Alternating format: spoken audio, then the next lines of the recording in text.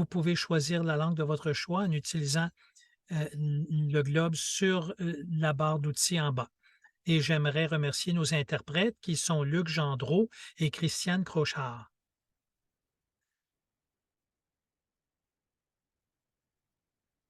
Maintenant, j'aimerais faire la reconnaissance territoriale. Si vous voulez contribuer la vôtre, vous pouvez la mettre dans le clavardage. Je reconnais que le territoire où j'habite est le territoire non cédé du peuple algonquin dans la Première Nation Anishinaabe dans la région d'Ottawa, Ontario. Alors, veuillez vous joindre à nous pour reconnaître respectueusement les terres des Premières Nations, des Inuits et des Métis sur lesquelles nous vivons et travaillons tous.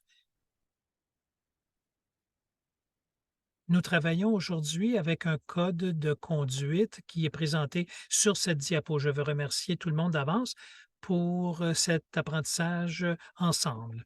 Et comme vous l'avez peut-être remarqué, nous enregistrons ce webinaire et cet enregistrement sera disponible sur notre canal YouTube et sur le canal CCYBY 4.0. Si vous avez des questions, vous pouvez les mettre dans le canal de questions et mettre vos commentaires dans le clavardage. Et finalement, nous sommes heureux de présenter cet atelier avec l'expertise de Creative Commons. C'est quoi les données ouvertes de toute façon? On va vous présenter les meilleures pratiques pour comprendre les complexités des droits d'auteur. On espère que vous allez avoir une meilleure compréhension des droits d'auteur, comment ça fonctionne et où ça s'applique. C'est un événement collaboratif avec de l'aide de Jus de Borealis et de le groupe de travail de l'Alliance. Il me fait maintenant plaisir de vous présenter notre conférencière aujourd'hui, Shana Holich, la directeure de formation à Creative Commons. Shana, c'est à vous. Bonjour. Alors, laissez-moi démarrer mes diapos. Alors, merci beaucoup à Lina pour cette très belle présentation. À tous ceux avec qui je travaille dans l'Alliance de recherche numérique du Canada et avec tous ceux avec qui j'ai eu l'occasion de parler déjà. Alors, ça va vraiment être intéressant. Il y a beaucoup d'informations que nous allons aborder. Et à la fin de cette formation, vous allez savoir tout ce que vous pourriez savoir au sujet des licences CC, des droits d'auteur. Bon, c'est probablement pas vrai, mais vous allez en savoir plus qu'avant le début, à tout le moins. Alors, d'accord. Laissez-moi configurer mon propre écran.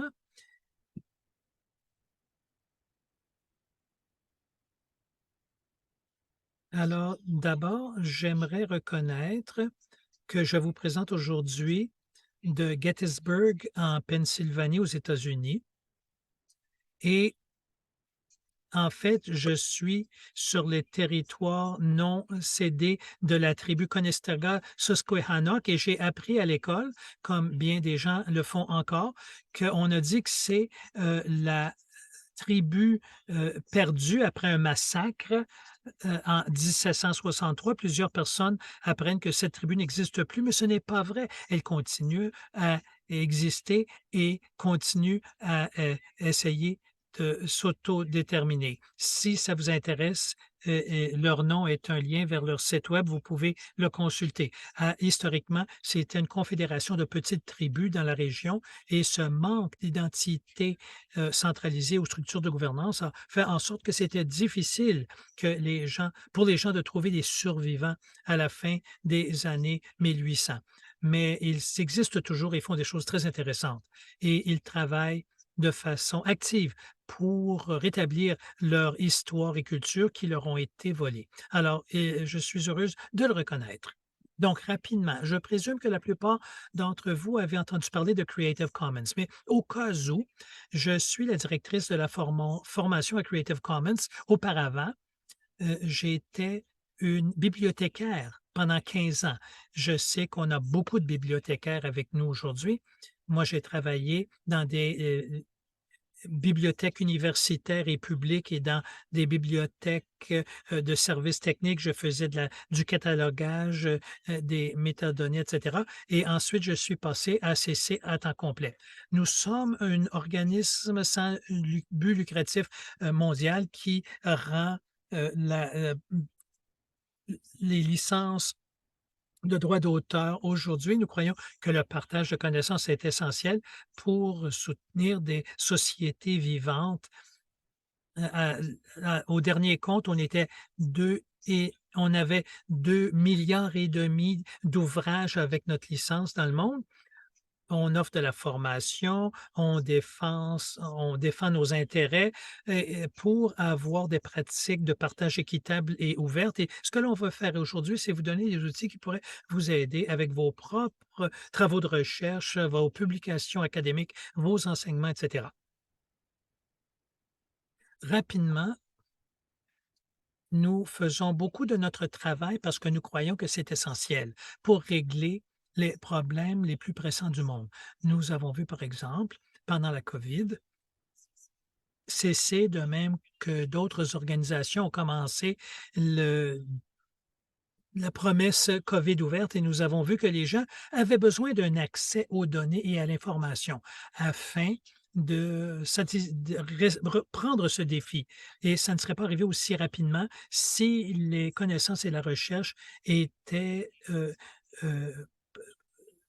seulement disponibles après paiement. On fait la même chose maintenant avec, notre campagne Climat ouvert. Je vais mettre le lien dans le clavardage. Donc, comme on a vu avec la COVID, les changements climatiques, c'est un problème énorme. Beaucoup de gens font de la recherche et il y a énormément de données qui existent, mais si les gens n'ont pas accès à ces données, s'ils ne peuvent pas le télécharger et l'utiliser et l'intégrer dans leurs travaux, nous ne réussirons pas à régler ces problèmes aussi rapidement que souhaité. Vous avez vu des licences essais dans le public. Je vais reculer d'une diapo pour trouver d'autres liens. Par exemple, le répertoire de données gouvernementales au Canada, heu, ont beaucoup de, licences et c'est de même que Borealis. Je sais que nous avons des gens de ces organisations chez nous, aujourd'hui et ils font des choses très intéressantes au Canada. Alors ce dont on va parler aujourd'hui, c'est l'ouverture en général. Nous allons parler des données ouvertes. La première moitié de cette formation va parler davantage de droits d'auteur et commentaires créatifs en général. Nous allons établir la base pour que tout le monde ait le même lexique, parce que pour comprendre les licences ouvertes, il faut connaître un peu les droits d'auteur. Et dans la deuxième moitié de la formation, nous allons appliquer ces connaissances aux données en particulier. Nous allons mentionner comment ça s'applique aux données et à la recherche, plus précisément. Donc, voici un survol rapide.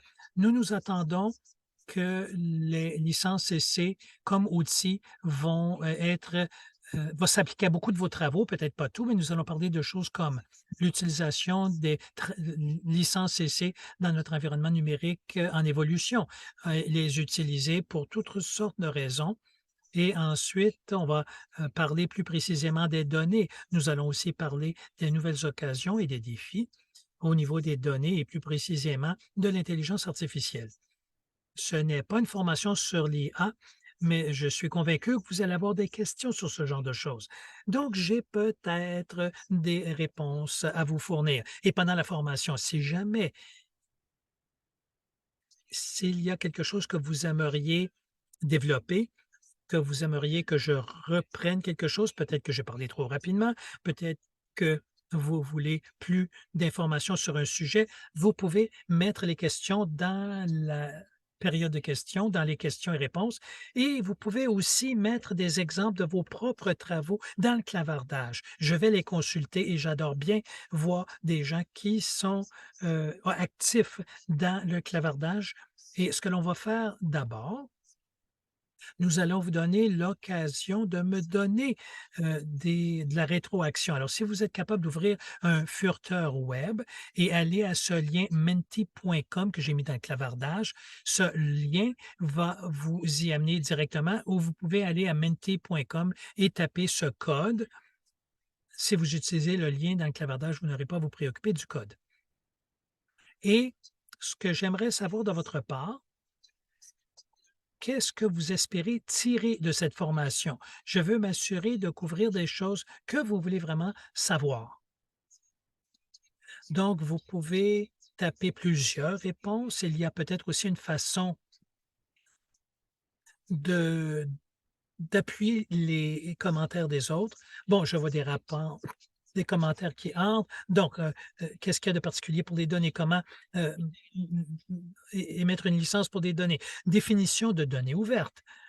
En temps de partage de données et droits d'auteur, ça oui, on va en parler, et les licences, les droits d'auteur, différentes options en CC. Oui, c'est merveilleux. Moi, ça me convient parce que nous allons couvrir beaucoup de ces sujets. Alors, c'est bien. Donc, je me suis bien préparé. Et bien sûr, si jamais vous avez des questions qu'on n'a pas le temps de répondre aujourd'hui, il me fera plaisir de revenir pour vous donner une autre formation ou vous pouvez me contacter à CC par mon courriel. Alors, comment peut-on appliquer les licences CC sur le nuage? Alors, je vais revenir à mes diapos.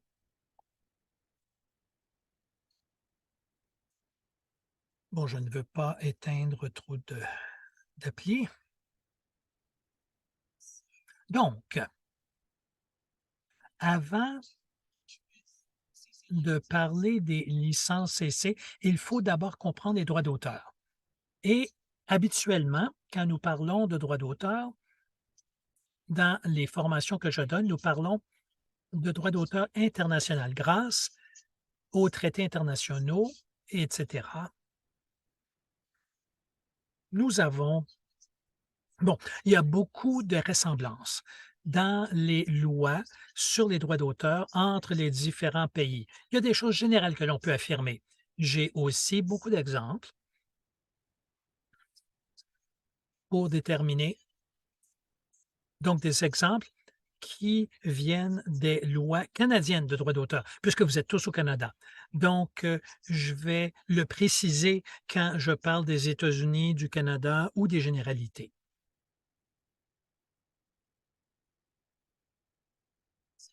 Donc, les droits d'auteur, c'est une sorte de loi de droit d'auteur. Droit d'auteur, on utilise ça pour les droits établis par la loi qui permettent aux créateurs de limiter l'utilisation de leurs travaux par d'autres. Ça a été créé, les droits d'auteur ont été inventés à l'ère de la presse d'impression pour inciter les auteurs à entreprendre le travail très ardu et de longue haleine de créer des travaux pour publication. Les droits d'auteur donnent une série de droits exclusifs aux détenteurs de ces droits, ce qui signifie que seulement le détenteur du droit peut copier, distribuer, performer, adapter ou utiliser leurs travaux, leurs œuvres, à moins d'avoir une permission explicite du détenteur des droits. Vous ne pouvez pas faire de copie, transformer ou adapter les travaux de quelqu'un d'autre. Le droit d'auteur, en général, c'est automatique. Donc, il y a plusieurs années, il y avait des choses à faire et des exigences afin d'obtenir un droit d'auteur pour ces travaux. Mais grâce à la Convention de Berne et d'autres traités internationaux, dans la majorité des pays, y compris au Canada, dès qu'un travail de création originale est créé, il est protégé par un droit d'auteur. Vous n'avez pas besoin de faire une demande de licence de droit d'auteur ou l'enregistrer où que ce soit. Remarquez qu'à plusieurs endroits comme aux États-Unis, les droits d'auteur ne s'appliquent que des, objets tangibles. Donc si ça n'existe que dans votre tête, il n'y a pas de droit d'auteur. Il faut l'écrire sur un morceau de papier ou sur un support audio ou vidéo ou le sauver sur un disque dur. Il faut que ce soit un objet fixe en quelque part. La loi canadienne ne précise pas la fixation comme exigence, mais la jurisprudence depuis les dernières décennies a essentiellement établi que la fixité est une exigence. Bon, c'est du petit détail, là. Si vous avez des questions, pour en parler plus tard. Mais ce qu'il faut retenir, c'est que le droit d'auteur ne s'applique pas aux faits ou aux idées. Ça s'applique aux œuvres créatives originales qui peuvent être dans plusieurs formats, du texte, de l'audio, de la vidéo, de la poésie, du code logiciel, etc. Et la protection des droits d'auteur dure longtemps. Dans la plupart des pays, ça dure pour un individu, pendant leur durée de vie, plus 50 ans. Au Canada, grâce à une nouvelle loi édictée l'année dernière, les droits d'auteur durent la vie de l'auteur plus 70 ans. Et il y a des exceptions précises dépendamment du type d'œuvre.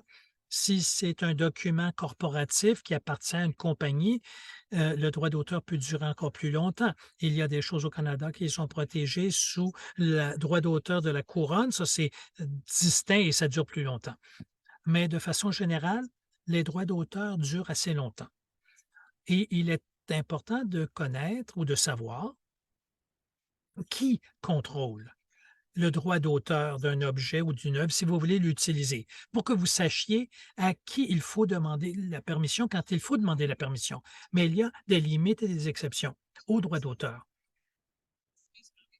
Si on regarde les droits d'auteur de base, ça dit que vous n'avez pas le droit de faire quoi que ce soit avec l'œuvre créative de quelqu'un à moins de leur demander la permission. Bien sûr, ce serait difficile dans plusieurs cas. Et ce n'est pas comme ça que nous faisons les choses dans le monde réel. Ça rendrait l'enseignement essentiellement impossible. Donc, il y a des exceptions et des limites aux droits d'auteur qui sont établis. Plusieurs pays énumèrent dans leur loi de droit d'auteur quelles sont ces exceptions et limites. Au Canada, par exemple, il y a les agissements équitables. Les agissements équitables au Canada, c'est très semblable à ce qu'on appelle l'utilisation équitable aux États-Unis. Il y a une évaluation où vous devez décider dans quelle situation, basée sur l'utilisation et la quantité et la nature de l'utilisation, si c'est à des fins éducatives ou à but lucratif, ce genre de choses, tout cela détermine si votre utilisation compte comme une exception acceptable sous l'utilisation équitable. Donc, beaucoup d'exceptions éducatives sont considérées comme étant autorisées. Mais si vous faites 2 heures de formation sur ce sujet, ce qui est important de retenir aujourd'hui, c'est que ça existe et nous allons le discuter rapidement pour passer aux données. L'autre grande exception, c'est que même si le droit d'auteur dure longtemps, ce n'est pas éternel. Donc, après la vie de l'auteur plus 70 ans, qu'arrive-t-il? L'œuvre entre dans le domaine public. Donc, le domaine public, c'est cette énorme banque de créativité et de connaissances qui existe au-delà du droit d'auteur. Donc, les choses sont dans le domaine public parce que leur durée de droit d'auteur est arrivée à échéance ou l'auteur l'a attribué au domaine public. Et il y a une façon de le faire, CC va vous le présenter. Et certains travaux sont dans le domaine public parce qu'ils ne sont pas admissibles au droit d'auteur. Donc, les faits et les idées, par exemple, vous ne pouvez pas avoir un droit d'auteur sur un fait. Par exemple, 2 plus 2 égale 4, c'est un fait de l'univers et ça existe. Et si ce fait est dans le domaine public, vous pouvez faire ce que vous voulez avec. La question est 70 ans après la euh, vie de l'auteur ou du dernier détenteur des droits d'auteur? Bonne question. Si on a un droit, des auteurs conjoints, c'est normalement après le décès du dernier auteur, du dernier détenteur du droit. Mais il y a des exceptions à tout, en droit et dans la vie. Et comme, mais ça, c'est la règle générale. Et quelqu'un a mis un diagramme très utile pour déterminer ce qui se trouve dans le domaine public. En fait, c'est une très bonne ressource. L'Université Cornell aux États-Unis a quelque chose de semblable pour les États-Unis. Donc, c'est bien de savoir qu'il y a aussi ce diagramme disponible pour le Canada. Donc, les messages au niveau des droits d'auteur, c'est que ça existe presque automatiquement. Donc, si vous avez un doute, il y a du droit d'auteur. À moins que vous ne sachiez de façon absolue que c'est une œuvre du domaine public ou que c'est clairement indiqué que le droit d'auteur ne s'applique pas pour une raison ou une autre.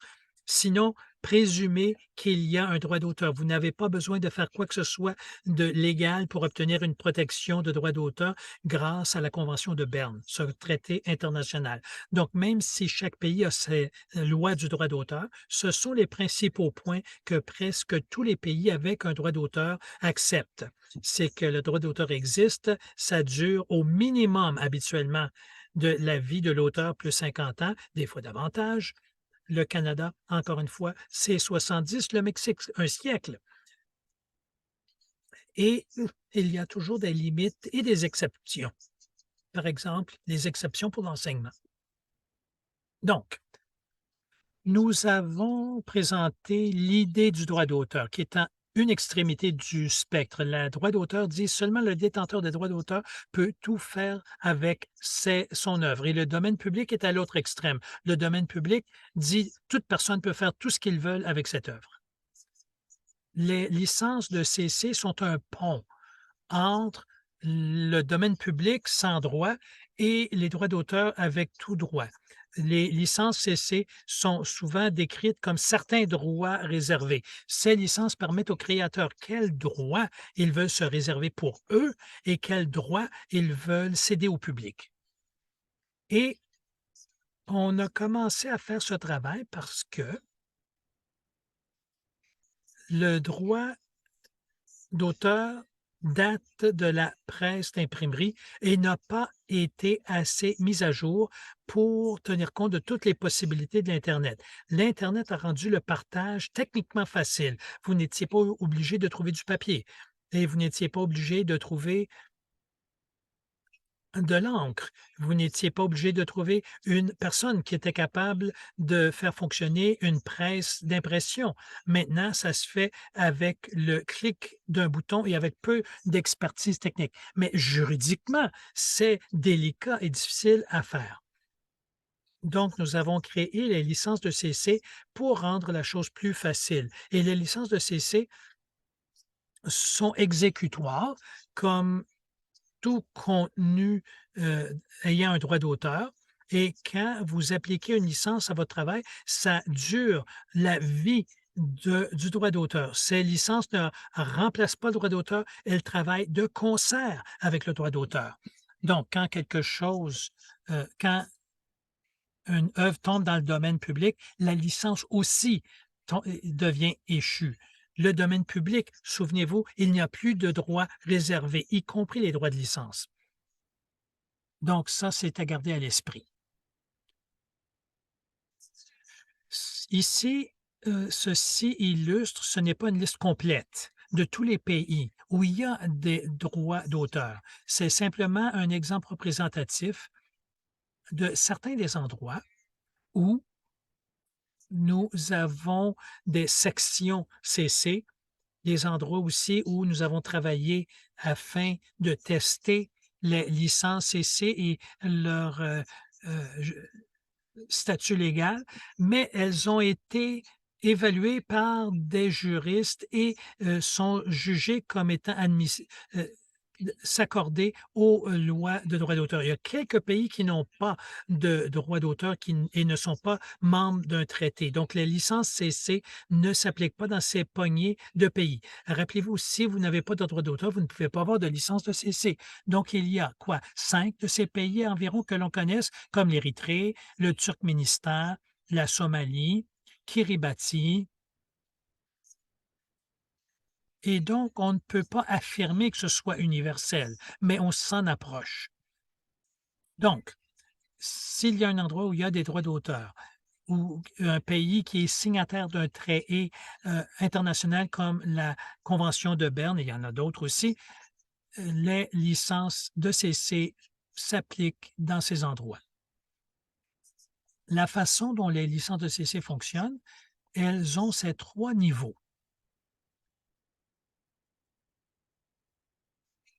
Le niveau de base qui est au sommet de cette image, il va falloir que j'inverse cette image-là. Donc, si vous voulez vous tenir sur votre tête, vous allez voir ce que je veux dire. Donc, ma façon de le voir, c'est que le code juridique, c'est la base de la licence. Ce sont les termes d'avocat qui font en sorte que les licences de CC soient exécutoires au niveau juridique. Si vous voulez un exemple du code juridique, j'ai mis un lien dans le clavardage. Vous pouvez le voir. Si vous êtes un avantage, vous êtes capable de le comprendre. Si vous n'êtes pas avocat, vous pouvez essayer de le comprendre. Mais en fait, nous, on vous simplifie la vie. Donc, la prochaine étape, le prochain niveau, c'est cette couche lisible par les humains qu'on appelle la donnée CC. Quand vous voyez des liens à des licences CC en ligne, c'est le lien là où ça pointe, le terme lisable par les humains. C'est ici où on essaie de prendre le jargon juridique et on essaie de le traduire en termes normaux. Et ces couches sont disponibles dans plusieurs langues. Vous pouvez trouver différentes langues sur notre site web. Donc, c'est ici où on met les conditions de la langue en français, en anglais ou dans une autre langue facile à comprendre. Et une des choses qui rendent ou qui font en sorte que les licences fonctionnent bien sur l'Internet, c'est qu'elles ont tous une couche lisable à la machine qui est écrite en REL, Readable Markup Language, et cette version, lisable par une machine, résume les conditions de licence d'une façon que les furteurs et les robots peuvent comprendre et traduire en données que les humains peuvent lire. J'ai vu une question dans le clavardage que je vais mettre dans la période de questions. C'est une bonne question. On va en parler plus tard dans la présentation. D'accord. Donc, il y a 6 licences CC distinctes. Plusieurs personnes qui voient le logo CC sur internet et pensent aux licences de CC présument qu'il n'y a qu'une licence de CC, mais en réalité, il y a plusieurs versions. Toutes les licences CC sont constituées de ces 4 éléments que vous voyez à l'écran. Le premier, c'est cette personne. C'est ce qu'on appelle l'élément by, BY, ça veut dire attribution, par. Chaque licence de CC a cet élément. Ceci dit ou affirme que quand vous utilisez cette œuvre, vous devez mentionner le créateur d'origine. Le deuxième symbole, c'est le symbole partagé avec. Si vous utilisez, vous voyez quelque chose avec une licence de CC qui a ce symbole, ça signifie que si jamais vous faites des œuvres dérivées ou des adaptations de cette œuvre, vous devez partager votre nouvelle adaptation avec la même licence. Donc, partage et partage de même nature. Le prochain symbole, le symbole de dollar avec une barre transversale, c'est non commercial. Si vous voyez quelque chose avec une licence de CC avec cet élément, ça veut dire que vous ne pouvez l'utiliser qu'à des fins non commerciales. Si vous voulez l'utiliser pour faire de l'argent, si vous voulez l'utiliser à des fins commerciales, vous devez obtenir la permission de l'auteur parce que la licence de CC dit que vous ne pouvez l'utiliser qu'à des fins non commerciales. Et le dernier élément ici avec le symbole égal, c'est non dérivable. Ça veut dire que vous pouvez partager cette œuvre, mais vous ne pouvez pas la modifier. Vous devez la maintenir en son intégralité, sans modification. C'est une licence qui est utilisée par les gens quand ils ne veulent pas que quiconque modifie ou s'en serve pour des œuvres dérivées. Donc oui, les choses à savoir ici,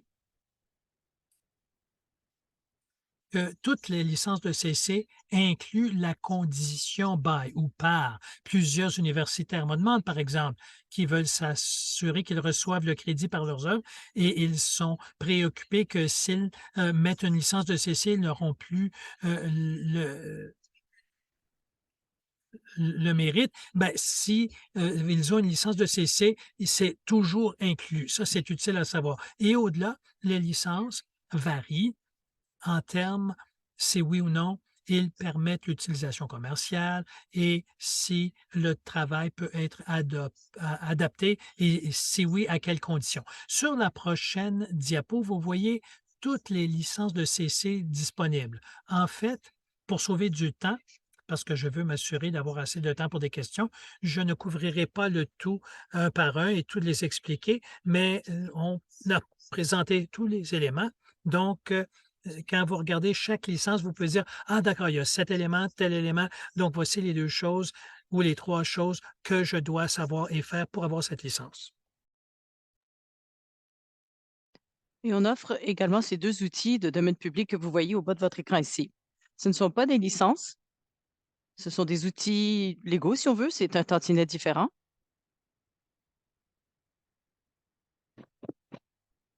Le premier à gauche ici, avec le numéro 0, il y a CC0, l'outil de domaine public. Beaucoup de données, et on va en parler dans la deuxième moitié du cours, beaucoup de données sont déjà du domaine public et on va expliquer le pourquoi du comment. Donc, les licences pourraient ne pas s'appliquer, ne s'appliquent pas aux choses, aux éléments qui sont du domaine public. Il n'y a pas de droit d'auteur, donc il n'y a pas de licence. Mais ces outils peuvent être très utiles. Donc, CC0, c'est la façon de dédier son travail au domaine public. Si vous n'êtes pas intéressé de détenir quelques droits, vous pouvez dédier votre travail, vos ouvrages au domaine public. Et le deuxième, c'est la marque du domaine public. C'est un outil d'information. Autrement dit, c'est pour que les gens se disent, bon, j'ai fait la recherche et je suis certain que ceci est du domaine public. C'est vieux, ça remonte à il y a très longtemps. Je veux m'assurer que tout cela fait partie du domaine public.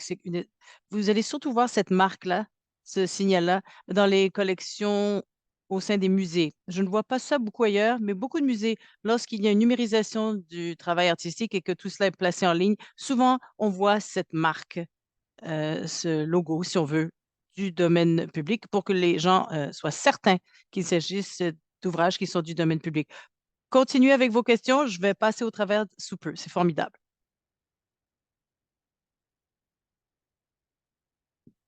Encore une fois, on va parler de données un petit peu plus en profondeur, mais voici un genre d'aperçu, un survol. Alors, il n'est pas sûr de quelles données il s'agit. Par exemple, une question dans la boîte de clavardage. Bon, j'ai parlé du fait que beaucoup de données sont déjà du domaine public, comme les données brutes, par exemple, quelqu'un a indiqué. Oui, il y a une fine ligne entre la fin des données et le début de base de données. Les données peuvent inclure, par exemple, d'autres éléments insulaires, des commentaires, des notes,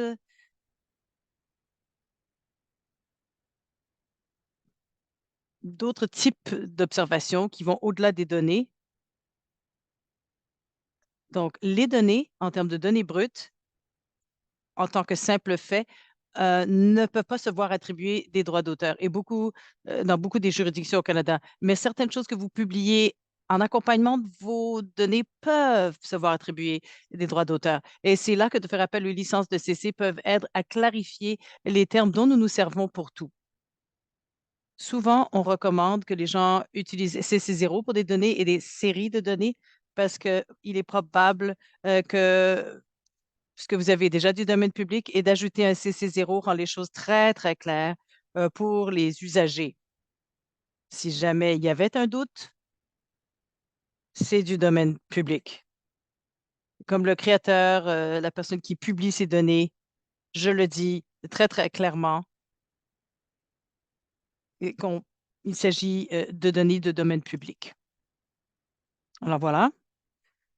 Si quelqu'un, bon, il y a des gens qui m'aident à gérer les choses dans le clavardage, on reçoit des très, très bonnes questions. Si on peut euh, passer en revue ça dans la partie questions-réponses, parce qu'il y en a auxquelles je vais répondre plus tôt que d'autres. Là, on va essayer de mettre ça dans le bon ordre. Alors, on revient aux licences de CC avant d'aborder la question des données. Voici un autre tableau qui vous montre les différentes options de licence de CC. En haut, c'est ce qui est de plus ouvert. Alors, de placer quelque chose du domaine public, c'est ce qu'il y a de plus libre et ouvert. Aucune restriction dans cette catégorie-là. Ensuite, on voit les options avec le plus de restrictions. Aucune licence CC, et que ce soit réservé, ça, c'est l'option la plus sévère, si on veut. C'est peut-être valide dans certains cas, mais cela vous donne une idée des différentes options qui s'offrent à vous. Alors, les gens font appel ou utilisent les ouvrages adaptés ou pas sous plusieurs formes, donc avec licence de CC. Ça dépend de vos besoins. Si vous êtes en train de publier et créer des œuvres, quelles sont les licences que vous voulez leur attribuer? Eh bien, ça dépend de ce que vous cherchez à réaliser. Il y a des avantages et des désavantages à tous les types de licences. Ça dépend de votre point de vue, de ce que vous cherchez à faire.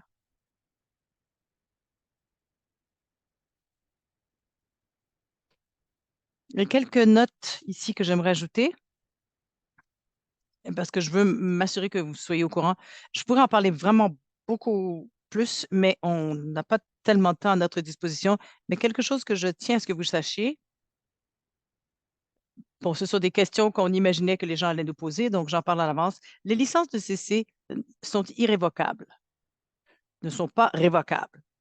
Ça veut dire ça. Lorsque vous attribuez la licence de CC et vous exposez tout ça pour que le monde s'en serve, eh bien, les gens vont s'en servir.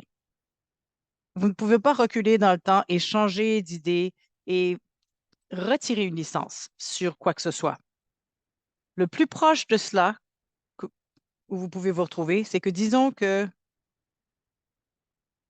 je crée une vidéo et j'y attribue une licence euh, CC par SA et je place ça sur YouTube et 1 an plus tard, je décide, j'aimerais attribuer une licence différente. J'aimerais peut-être CC BY, CC par au lieu de SA, partager avec. Je peux retirer la vidéo de YouTube et je peux tenter de l'effacer de tous les endroits où ça a été partagé et divulgué sur l'Internet. Mais évidemment, comme nous le savons tous, lorsque quelque chose se trouve à l'Internet, c'est probablement là jusqu'à la fin des temps. Alors, je peux le retirer et le réafficher avec une nouvelle licence. C'est correct. Mais si quelqu'un détient la version originale encore, avec la licence originale, ce sont les termes que eux peuvent suivre. Je ne peux pas de façon rétroactive dire, ah, mais non, mais j'ai une licence différente et vous devez suivre ce qui va avec la nouvelle licence. Ils ont l'ancienne version avec l'ancienne licence, c'est la licence et les termes qu'ils ont le droit de suivre et de respecter. Alors, on demande aux gens de réfléchir, d'y réfléchir par 2 fois du type de licence qu'ils veulent attribuer à leur ouvrage. Vous pouvez toujours republier quelque chose avec une nouvelle licence, mais vous ne pouvez pas retourner dans le temps. Les licences sont exutoires au tribunal. Je sais qu'il y a beaucoup de gens qui travaillent avec des dépositaires. Souvent, ces gens-là me posent des questions. Ceux qui gèrent ces dépositaires de données ou des différents établissements et comment donc faire respecter la question des licences de CC. Bon, tout cela retombe du côté de l'usager, pas tellement du côté de la plateforme. YouTube, par exemple. Ils essaient, mais ils ne sont pas en train de surveiller tout ce qui se passe sur leur site web. C'est pas vrai. Pour s'assurer qu'il y ait conformité. Non. Et on ne s'attend pas à ce que les dépositaires, donc, ne le fassent. Il y a des lois locales. Qui sait, peut-être que les choses vont changer éventuellement. Mais oui, le caractère applicable revient à l'usager. Que le détenteur de l'œuvre peut faire une demande de licence. Ce n'est que le créateur ou le détenteur du droit d'auteur qui a le droit de décider quels sont les droits qu'il ou elle veut offrir. On ne peut pas obtenir une licence sur l'œuvre de quelqu'un d'autre. Tout comme il n'est pas possible de prendre quelque chose qui est du domaine public et d'y attribuer une licence. Si vous utilisez des ouvrages autres que les vôtres, par exemple, j'ai une présentation au PowerPoint, il y a une partie qui est de moi, il y a du contenu dont je me suis servi, qui est du matériel que quelqu'un d'autre a créé. Lorsque j'ai attribué une licence à ma présentation au PowerPoint, j'ai mis d'ailleurs la licence dans les notes. Ça veut dire que cette présentation est lycée CC BY 4.0, sauf lorsque c'est noté autrement.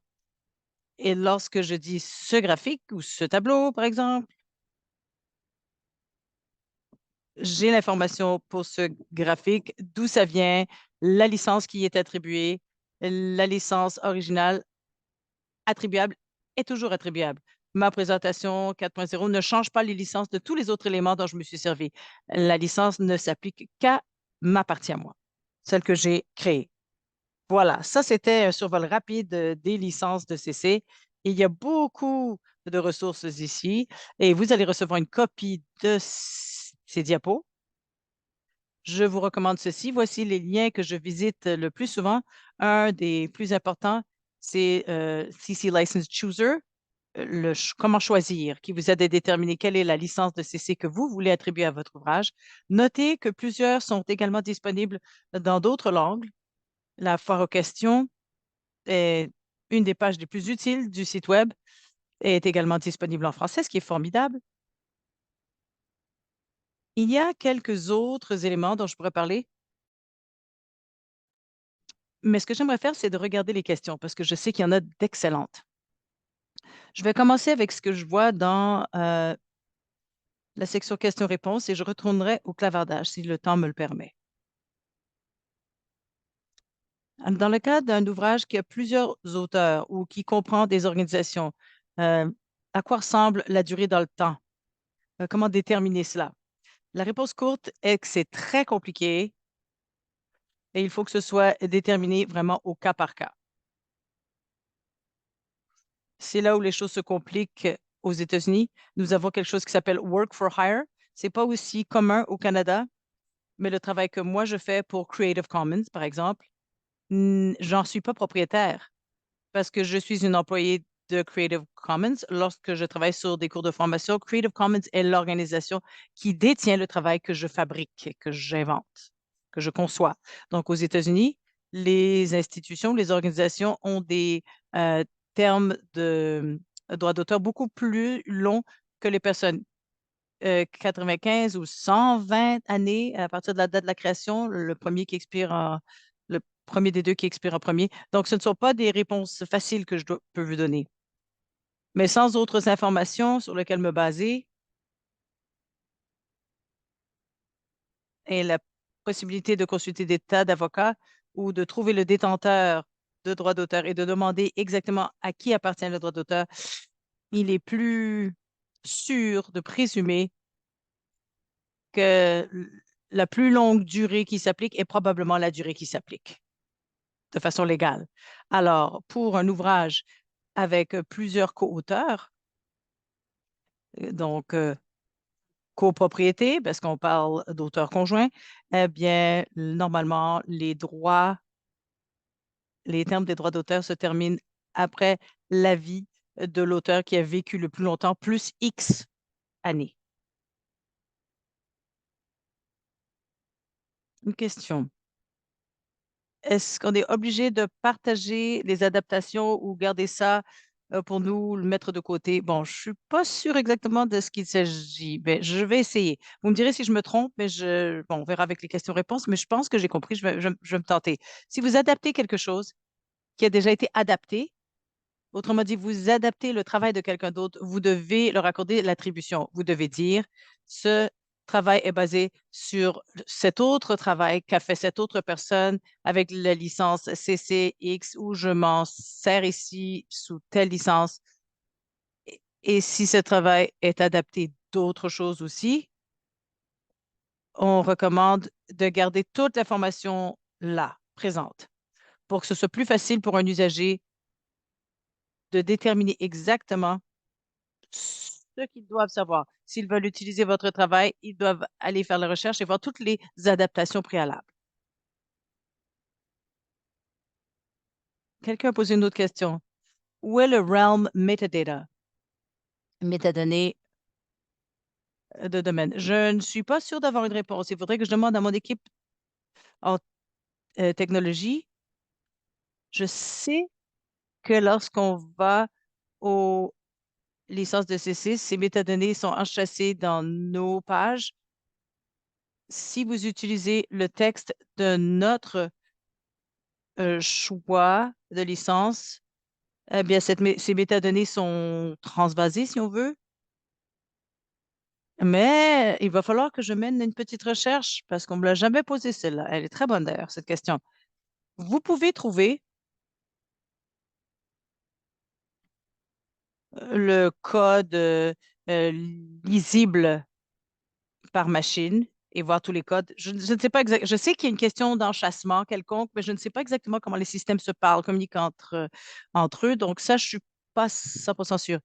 Il y a beaucoup de gens qui ont des difficultés avec ND, la partie ND de la fin de licence. Pourquoi on y mettrait no derivatives, pas dérivatifs? Je ne vois pas beaucoup d'utilité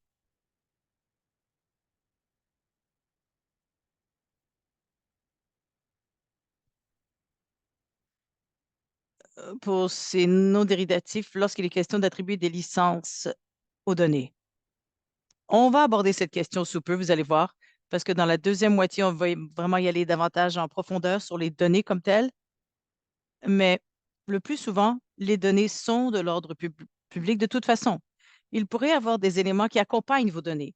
Par exemple, si vous êtes en train de téléverser vos données dans un dépositaire et vous êtes également en train de téléverser les documents, les recherches que vous avez rédigées basées sur ces données, peut-être que ça devrait être publié avec ce licence ND. Ou si vous avez des commentaires ou d'autres choses qui ne seront pas adaptés, que ne voulez pas avoir adapté ou changé, ça pourrait être utile. Et dans ce cas-là, il est mieux pour vos usagers de bien déterminer quelles sont les parties qui ne sont pas adaptées et donc à quelle partie on peut attribuer absolument la partie ND et à quelles portions sont de l'ordre du domaine public. Alors voilà pourquoi la licence de données est assez épineuse, parce que si j'ai une série brute de données et j'essaie d'y attribuer une licence de CC, ça pourrait ne pas fonctionner. Si cette série de données est du domaine public, je ne peux pas y attribuer une licence de CC. Et cette licence, dans ce cas-là, est davantage un signal d'une certaine culture. Voici les choses que j'aimerais que vous fassiez ou ne fassiez pas avec ceci, mais du point de vue légal, aucune restriction s'impose. Du point de vue légal, ce n'est pas possible parce que ces données sont du domaine public. Donc, ça peut être assez délicat. J'ai parlé un petit peu de changer le choix de licence de CC. Ils sont irrévocables, je vous l'ai déjà dit, mais vous pouvez émettre de nouvelles versions avec une nouvelle licence si vous le voulez, mais ça peut porter à confusion si vous avez différentes versions avec différentes licences. Donc, on ne le recommande pas nécessairement, mais c'est possible toutefois. Autre question à laquelle je ne peux peut-être pas nécessairement répondre, mais je peux toujours la soumettre et vous revenir. Si vous posez une question à laquelle je ne peux pas répondre, envoyez-moi un courriel. Soyez bien à l'aise et je vais obtenir une réponse. La question dont je parle est donc les différences significatives entre la licence de CC et la nouvelle GNU publique. Alors, les licences de CC n'ont pas été créées pour les logiciels. Il y a beaucoup de considérations de droits d'auteur tout à fait particulières. On sait que le code, là, il pourrait y avoir des droits d'auteur qui s'imposent, mais il y a d'autres choses supplémentaires avec les logiciels et les codes qui s'imposent. Et c'est pas la raison pour laquelle nous avons conçu les licences de CC. Donc, vous pouvez en couvrir une partie avec la licence de CC, mais on recommande que vous utilisiez aussi d'autres licences. La licence publique nouvelle est euh, sont probablement les licences de logiciels les plus simples, si vous voulez une alternative aux droits d'auteur. Et vous pouvez trouver ça sur le wiki de CC. Vous pouvez le googler et trouver de l'information là-dessus. La question de la compatibilité entre les licences de CC et les nouvelles licences publiques lorsqu'ils sont semblables ou est-ce qu'ils sont différents. Il est possible de poser deux licences si vous publiez, par exemple, un document de recherche avec des codes de logiciel. Vous pouvez utiliser une licence de CC pour couvrir la partie document de recherche et la nouvelle licence pour couvrir les codes logiciels. Ça, c'est tout à fait acceptable. Et c'est souvent comment on voit les gens transiger avec cette question, cette dualité. Une excellente question ici. Si j'ai une publication en ligne et on veut donc attribuer une licence de CC, est-ce qu'il faut l'enregistrer quelque part? Non. C'est une excellente question et on me la pose souvent.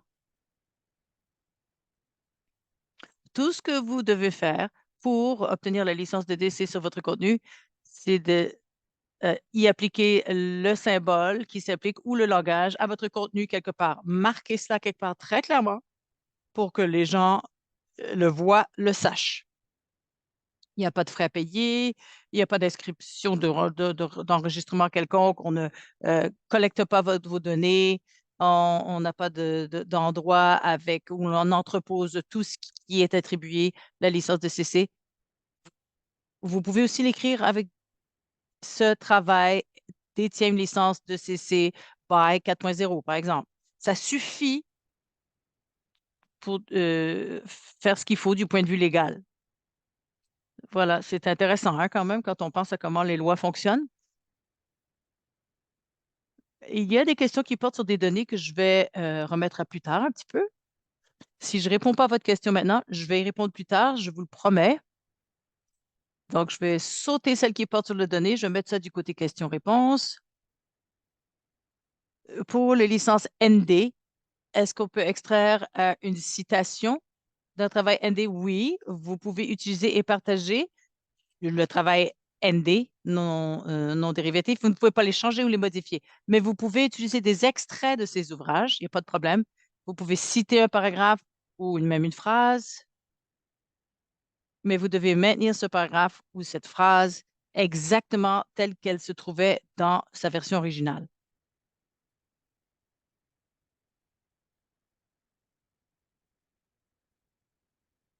CC0, licence de domaine public. Techniquement, c'est pas une licence, c'est un outil juridique ou un outil légal. C'est une distinction, mais on y tient parce qu'il y a certaines juridictions où il n'est pas possible de dédier son travail plutôt au domaine public. Il y a des droits qui n'expirent pas. L'exemple le plus simple, certains pays ont des droits moraux très robustes. Le Japon, par exemple, me vient à l'esprit.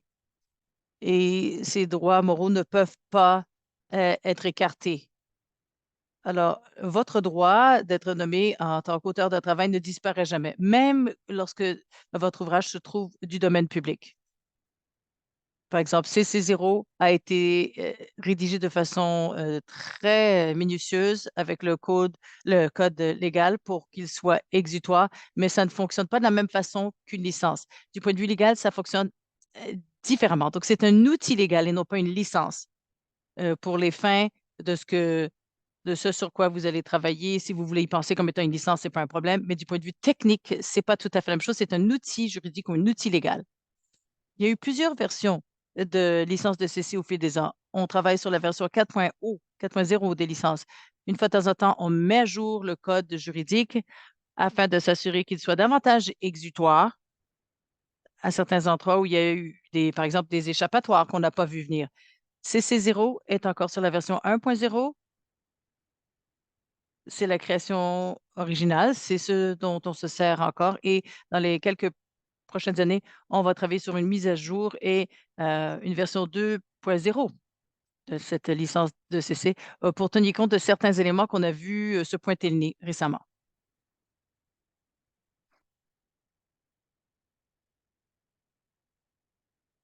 Je vais sauter celle-ci. Travail, propriété de votre employeur. Qu'est-ce qui se passe sur le plan des CC? Si vous travaillez sur quelque chose, un ouvrage qui est la propriété de votre employeur, à ce moment-là, du point de vue technique, c'est l'employeur qui est détenteur du droit d'auteur et ce n'est que le propriétaire qui peut attribuer une licence à l'ouvrage. Alors, à proprement parler, oui, ça vous prend une permission de votre employeur. Si vous êtes au sein d'une université, ça pourrait s'appliquer à vous ou pas. Beaucoup ou plusieurs universités ont des politiques sur les droits d'auteur qui indiquent que le travail créé par leur faculté appartient à la faculté, mais l'université a un droit non exclusif de s'en servir en classe et de faire ce qu'on bon leur semble en classe. Mais de façon générale, bien des gens il applique des licences CC sur ce genre d'éléments et tout va bien. Si vous êtes au sein d'un établissement qui comprend bien la loi sur les droits d'auteur, eh bien, ça vaut la peine de poser la question. Mais ils pourront ne pas savoir comment répondre à votre question. Et si ils traitent vos choses comme si vous en étiez les propriétaires, attribuez la licence de CC. Est-ce qu'il y a quelqu'un d'autre que le créateur qui peut poursuivre quelqu'un pour le mauvais usage de ce travail qui se voit poser licence de CC? La plupart du temps, non. Si vous enfreignez la licence, la personne dont les droits sont violés, c'est le créateur. Et la seule personne qui se voit violer ses droits peut entamer une procédure quelconque. Très bien. Domaine public, ça, j'y reviendrai un petit peu plus tard.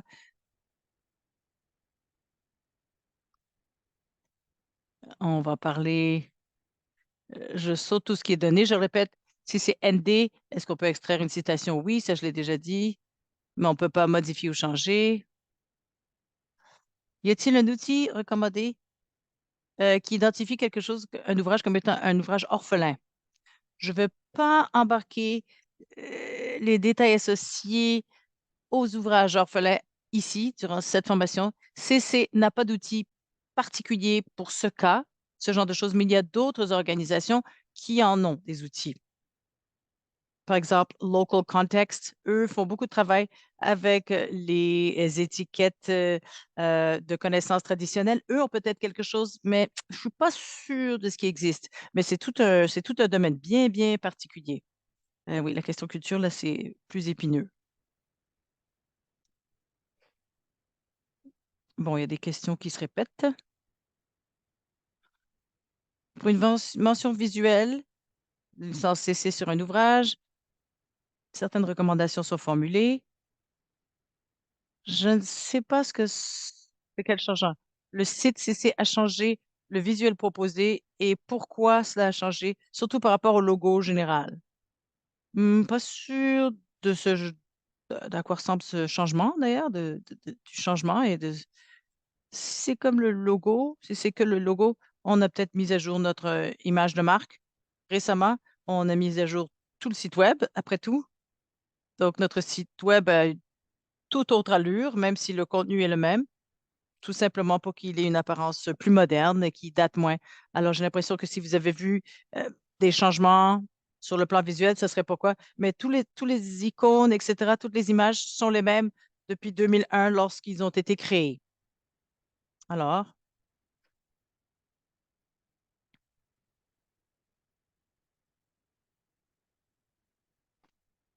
certaines de ces questions, j'y reviendrai plus tard. Alors, ce que j'aimerais faire, je m'excuse, j'ai peut-être raté certaines questions du clavardage, mais je pense que la plupart seront donc abordées avec la période questions-réponses.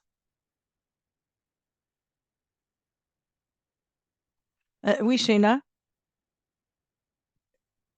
oui, on a notre collègue qui déplace certaines questions dans la partie questions-réponses. Alors, ce que j'aimerais faire là, tout de suite, il y a d'autres questions et on va les aborder. Beaucoup portent sur les données et donc je vais aborder la question données dans la deuxième portion de ma présentation. Ce que j'aimerais faire très rapidement, bon, on va un peu intégrer certains éléments ensemble pour sauver du temps. Je vais prendre une minute. On va rapidement s'étirer pour ceux qui en ont besoin. 2 minutes. On est environ à la mi-chemin. Alors, je veux accorder à tout le monde l'occasion de se lever là, de son siège. Faites circuler votre sang, allez chercher un verre d'eau, enfin, une petite pause bio. C'est l'occasion aussi de placer davantage de questions dans le clavardage. Mais la deuxième partie, là, on va vraiment aborder les questions plus précises sur les données et aussi la question de recherche et dépositaire. Alors, ça va devenir beaucoup plus style geek dans quelques instants. Alors, attachez votre tuque, comme on dit. Je vais enlever le son pendant une minute et je vous reviendrai pile poil.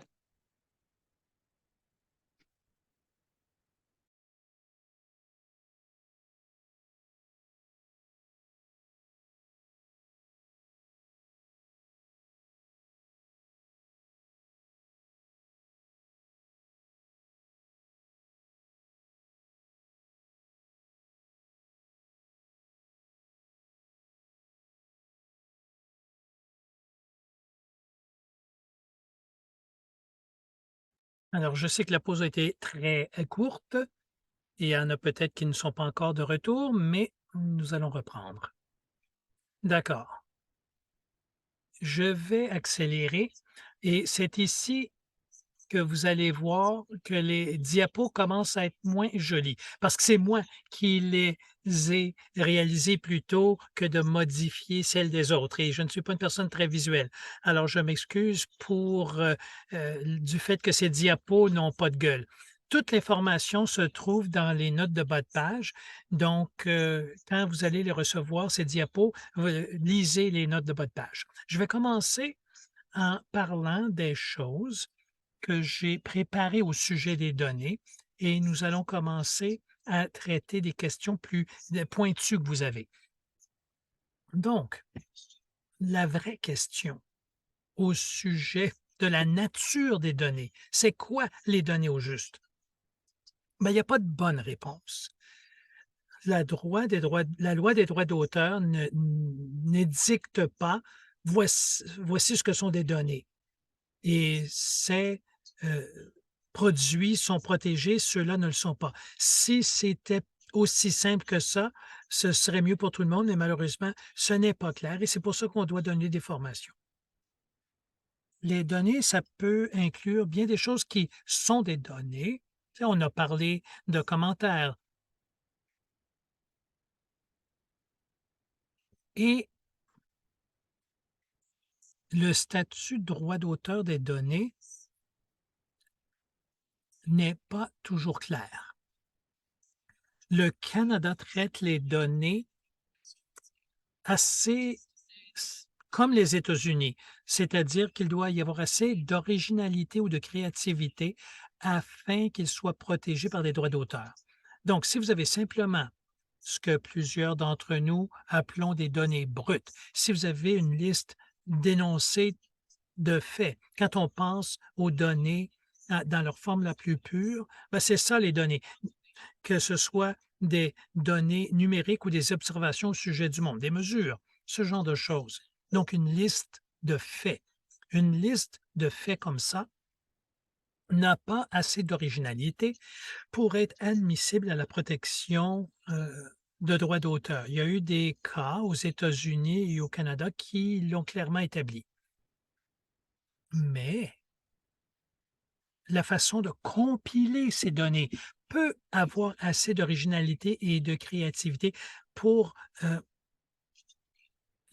pour réclamer des droits d'auteur sur l'organisation des données. Bon, je n'ai pas mis le lien, je vais devoir vous le trouver. Il y a un cas, une cause très populaire aux États-Unis qui se trouve à être la cause maîtresse, le jugement qu'on utilise. Il y a une cause semblable au Canada, mais je ne l'ai pas au bout des doigts.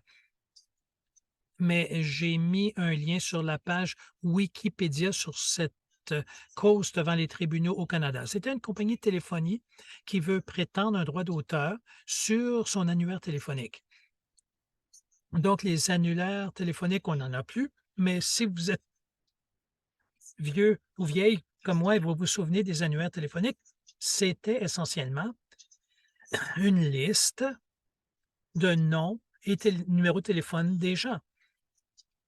Et cette compagnie de téléphonie prétendait qu'ils ont créé l'annuaire et que c'était, leur propriété, que personne d'autre ne pouvait l'utiliser et le tribunal, a jugé que cette organisation de données, à savoir une liste alphabétique des noms des gens avec, une donnée sur leur sujet comme leur numéro de téléphone n'est pas assez original pour être protégé. Donc un annuaire téléphonique, dans ce cas-là, cet annuaire n'a pas de protection par les droits d'auteur. Cette collection de données dans le domaine public et n'est pas admissible à la protection par la loi sur les droits d'auteur. Maintenant, présumément, si l'annuaire téléphonique était organisé de façon originale ou créative, si vous énonciez ces données d'une façon qui soit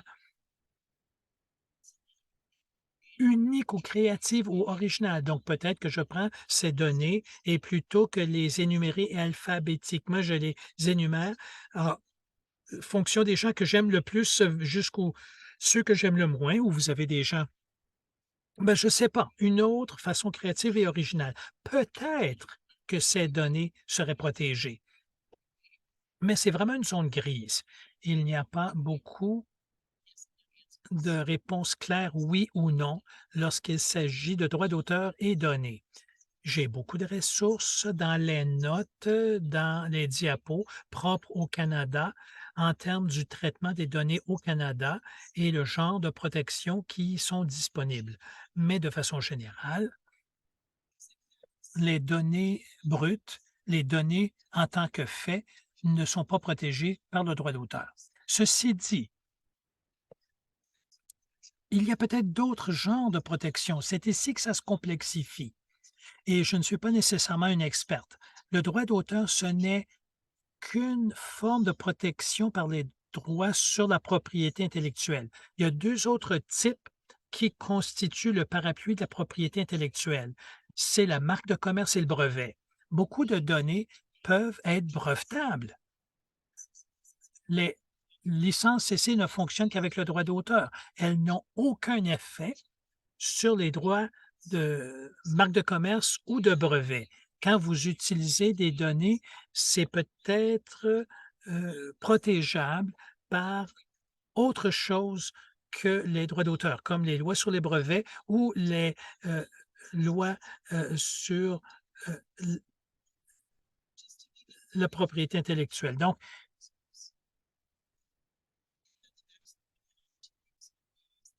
Mmh, il faut que les usagers sachent s'ils peuvent utiliser ou pas ces données. Il y a peut-être des considérations éthiques à prendre en compte quand vous utilisez ou publiez des données. Je suis convaincu que vous êtes au courant parce que c'est vous les experts en données dans cette salle.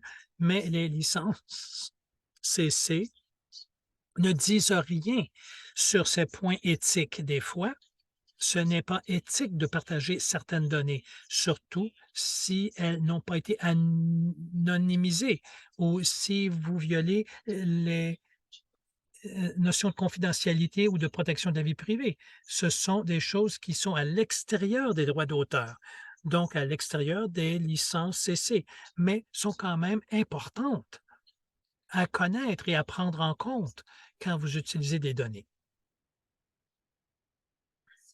Donc, des liens supplémentaires et des choses à garder à l'esprit. En fait, je vais vous les montrer en direct. Donc, j'ai parlé un peu de licence de CC et logiciels et vous pouvez voir dans notre foire aux questions qu'on a beaucoup d'informations à ce sujet. Normalement, on ne recommande pas des licences de CC pour les logiciels parce qu'il y a de meilleurs modes de licence qui existent. Donc, plutôt que de réinventer la roue, nous disons, écoutez, quelqu'un plus tôt a mentionné la licence GNU, Public Général, c'en est une bonne. On la recommande pour les logiciels et il y a de l'information sur la compatibilité ici. De la même façon, nous avons beaucoup d'informations dans notre foire aux questions sur les licences CC et les bases de données. Oui, vous pouvez utiliser des licences CC sur les bases de données et nous avons une foire aux questions assez détaillée sur les données.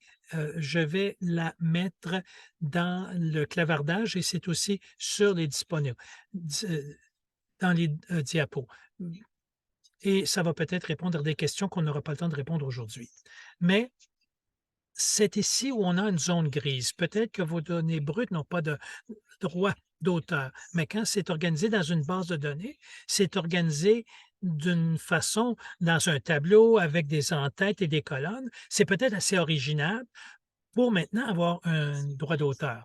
Donc oui, tout à fait, vous pouvez utiliser des licences de CC sur ces produits.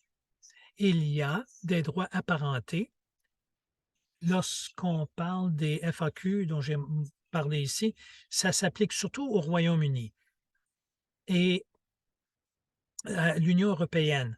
Il y a ces droits sui generis.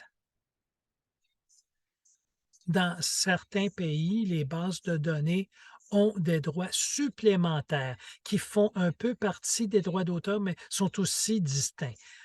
C'est une autre raison pour laquelle nous allons souvent recommander, si vous n'êtes pas sûr s'il y a un droit d'auteur ou pas, une licence de CC peut clarifier ce que vous espérez que les utilisateurs feront ou ne feront pas avec votre produit. Et ça tient compte de ces droits sui generis. Donc, les versions 4.0 de ces licences en tiennent compte. Ce qui est intéressant au Canada, le Canada a des droits sui generis, mais pas pour les bases de données. Le mot sui generis, ou l'expression latine, signifie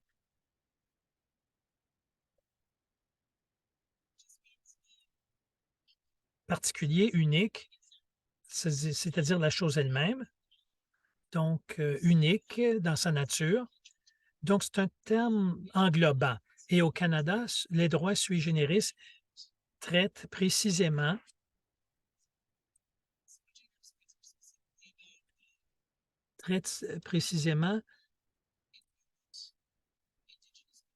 de droits du peuple autochtone au territoire, par exemple. Ça n'a rien à voir avec les bases de données. Donc, c'est ici aussi où ça devient délicat. Vous allez voir des références à des droits sui generis et vous allez dire, ah, on les a au Canada. Mais en réalité, c'est un droit différent. Au Royaume-Uni, les droits sui generis traitent des droits d'auteur et bases de données, mais pas au Canada. Au Canada, après avoir parlé à des avocats canadiens, ils me disent que c'est quelque chose de différent au Canada. Une des publications qui est reliée dans les notes, et je veux m'assurer de le mettre dans le clavardage, et je vais en parler ici. C'est cette page sur les critères de données au Canada. Quelqu'un m'a posé une question sur la jurisprudence au Canada et ça, c'est une cause sur la protection des renseignements personnels et la vie privée. C'est un très bon site web et un survol que je recommande qui examine plusieurs des plus grands défis sur l'utilisation des données et leur publication et partage parle moins de droits d'auteur et davantage de choses comme protection de la vie privée et éthique, déontologie et imputabilité et territoire et ainsi de suite et d'autres obligations légales et les autres choses qui viennent avec la recherche. Donc, ça peut être très délicat. J'ai vu une main levée.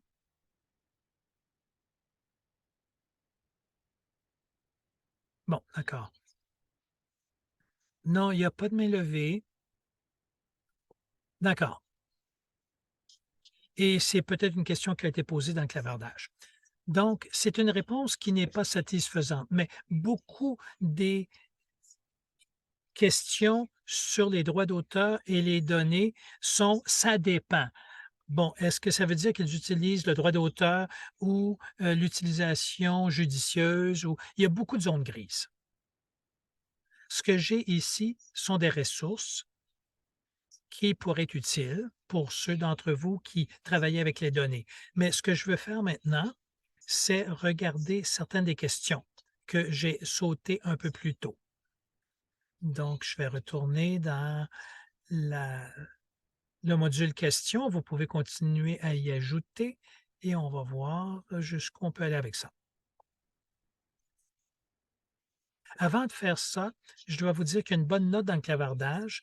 Une base de données peut être protégée au Canada en tant que population. C'est vrai, quand une base de données est protégée, c'est surtout parce que c'est une compilation ou une collection, mais elle doit quand même être assez originale et créative pour être admissible à cette protection. Dans notre exemple d'un annuaire téléphonique, ce ne serait pas protégé, même en tant que compilation cet annuaire téléphonique. Mais d'autres organisations de données et d'autres bases de données peuvent avoir cette protection. Donc, encore une fois, ça dépend. Alors, la première question ici que je veux examiner, l'anon l'anonymisation des données peut-elle être considérée comme ayant été assez retravaillée pour être protégeable? Beaucoup de ces questions ont des réponses qui reviennent à: «Ben, moi, je ne suis pas avocate et je ne peux pas donner d'informations juridiques. Donc je ne suis pas sûr à 100. Ce que j'imagine, en fonction de ce que j'ai observé dans d'autres pays et la recherche que j'ai faite, c'est que l'anonymisation des données, normalement, n'a pas assez de créativité ou d'originalité pour être admissible à la protection de droits d'auteur. Mais il y a probablement des exemples contraires aussi. Il y a probablement des situations où c'est le cas. C'est le genre de choses qu'il faut examiner au cas par cas.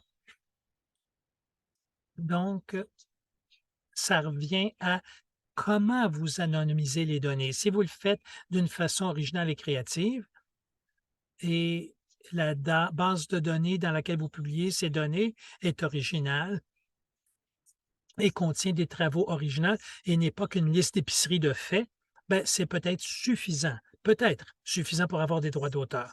Parce que c'est une zone grise et compte tenu qu'il n'y a pas de réponse absolue, sans que quelqu'un ne vous poursuive et qu'un juge ne le décide, c'est pour ça qu'on a tendance à militer pour CC0 pour ce genre de situation.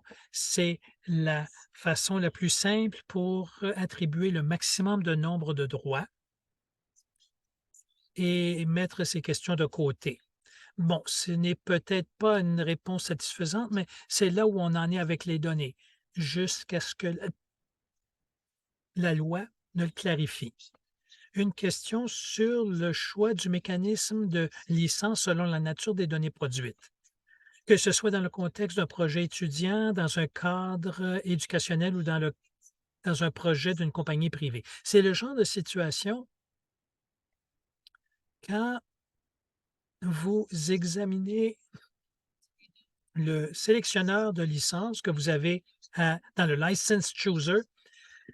C'est ce qu'il faut prendre en compte quand vous choisissez le genre de licence. C'est distinct des données, là, mais si vous avez des travaux, une œuvre assez originale pour recevoir un droit d'auteur et vous voulez partager ces travaux, cette œuvre, nous passons à travers les questions. Est-ce que vous voulez que les gens vous attribuent, heu ce travail quand vous l'utilisez? Si c'est un projet étudiant ou un projet d'une compagnie privée, cette réponse peut varier. Mais si vous voulez qu'on vous mentionne, dites oui. Est-ce que vous voulez que d'autres puissent utiliser vos travaux commercialement, oui ou non? Et ça va vous montrer laquelle des licences correspond le mieux à ce que vous recherchez. Donc oui, tout à fait. Différentes licences sont utiles selon les situations. Nous, on va faire du travail de consultation pour des compagnies à but lucratif et ils veulent souvent qu'on choisisse différentes licences pour ces produits de recherche plutôt comparé à ce qu'une université nous aurait demandé. C'est la raison pour laquelle on a différentes licences et différentes options. Ces 2 questions semblent être les mêmes. Donc, qu'arrive-t-il aux données de domaine public si quelqu'un les modifie, ajoute, retire et prétend que c'est un travail différent? Bon, bonne question. Cette question a plus d'informations que ça, mais ça, hem, c'est la base. Le point clé ici est que ce dont on parle, c'est de prendre quelque chose du domaine public et l'adapter, n'est-ce pas? Donc, pendant une question, je vais m'éloigner des données et je vais penser à une œuvre d'art. Donc, la Joconde, c'est dans le domaine public. Da Vinci est mort depuis très longtemps. Donc, il n'y a plus de droit d'auteur sur la Joconde. Donc, si je prends la Joconde et je l'adapte, peut-être que j'ajoute autre chose. Je l'utilise comme base pour une nouvelle œuvre. et j'utilise Photoshop pour la modifier et en faire une œuvre nouvelle basée sur une œuvre ancienne. Qu'arrive-t-il? Souvenez-vous que le fait que je crée quelque chose de nouveau ne change pas l'original. Donc, la Joconde demeure dans le domaine public. Elle est là pour que toute personne fasse ce qu'ils veulent avec. Moi, ma nouvelle œuvre, maintenant, a peut-être son propre droit d'auteur. Donc, ma nouvelle œuvre, appelons-la la Jocondita, peut-être que j'ai mis mon visage et c'est mon adaptation, ma nouvelle œuvre. Alors, la Jocondita va avoir son propre droit d'auteur. Alors, je peux lui donner une licence CC, peut-être mettre une CC 0. Mais ce que je fais avec la Jocondita ne change rien sur le droit d'auteur de la Joconde. Elle est toujours dans le domaine public. Et techniquement, la licence, mon droit d'auteur, ne s'applique qu'à mon œuvre. Elle ne s'applique qu'aux nouveaux éléments, à l'adaptation. Ça ne s'applique pas. Donc, pour clarifier, si je crée une collection d'œuvres, peut-être des diapos PowerPoint, et j'ai une diapo PowerPoint qui a une photo de mon œuvre et de la Joconde, et il y en a d'autres, certaines dans le domaine public et d'autres sont sous droit d'auteur, d'autres ont une licence de CC. Et imaginons que je veux mettre une licence CC sur toute la présentation PowerPoint. Ma licence ne s'applique qu'à l'organisation de ces œuvres, à tout ce que j'ai ajouté de nouveau. Elle ne s'applique pas à la Joconde parce qu'elle est dans le domaine public. Je ne peux pas changer le statut de droit d'auteur d'une œuvre de quelqu'un d'autre, ni le statut de droit d'auteur de quelque chose qui est dans le domaine public. Donc, pour revenir aux données, ben, ça dépend un peu de ce que vous faites avec. Si vous modifiez les données et vous les transformez, vous y ajoutez, vous la modifiez suffisamment pour qu'il y ait assez d'originalité et de créativité, de telle sorte que c'est une nouvelle œuvre, eh bien, essentiellement, vous avez pris des données du domaine public et vous les avez transformées en un nouvel ensemble de données basées sur des nouvelles données plus originales. Ce travail et cette transformation peuvent compter pour quelque chose. S'il y a assez d'originalité et de créativité, il y a peut-être une protection de droit d'auteur dans la nouvelle base de données que vous avez créée parce que vous avez ajouté les métadonnées et vous l'avez organisée de façon originale et créative. Mais ces données du domaine public original sont toujours dans le domaine public.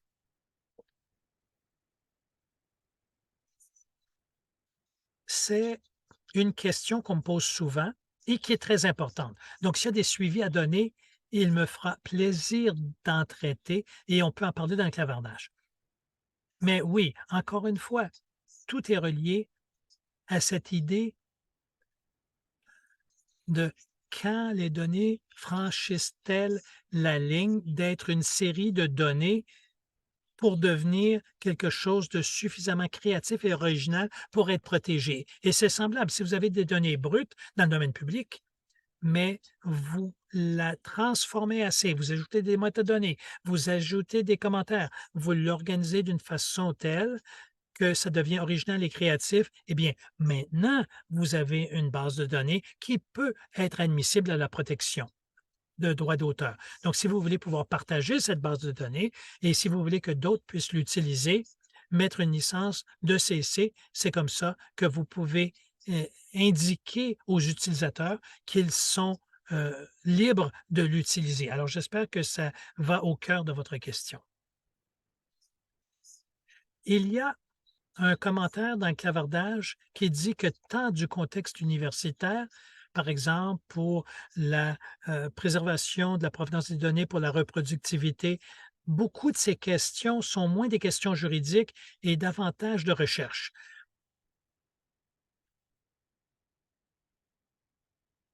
Donc, le droit d'auteur, ça touche à beaucoup de domaines. Bon, là, il faut que je m'assure d'avoir le temps de répondre.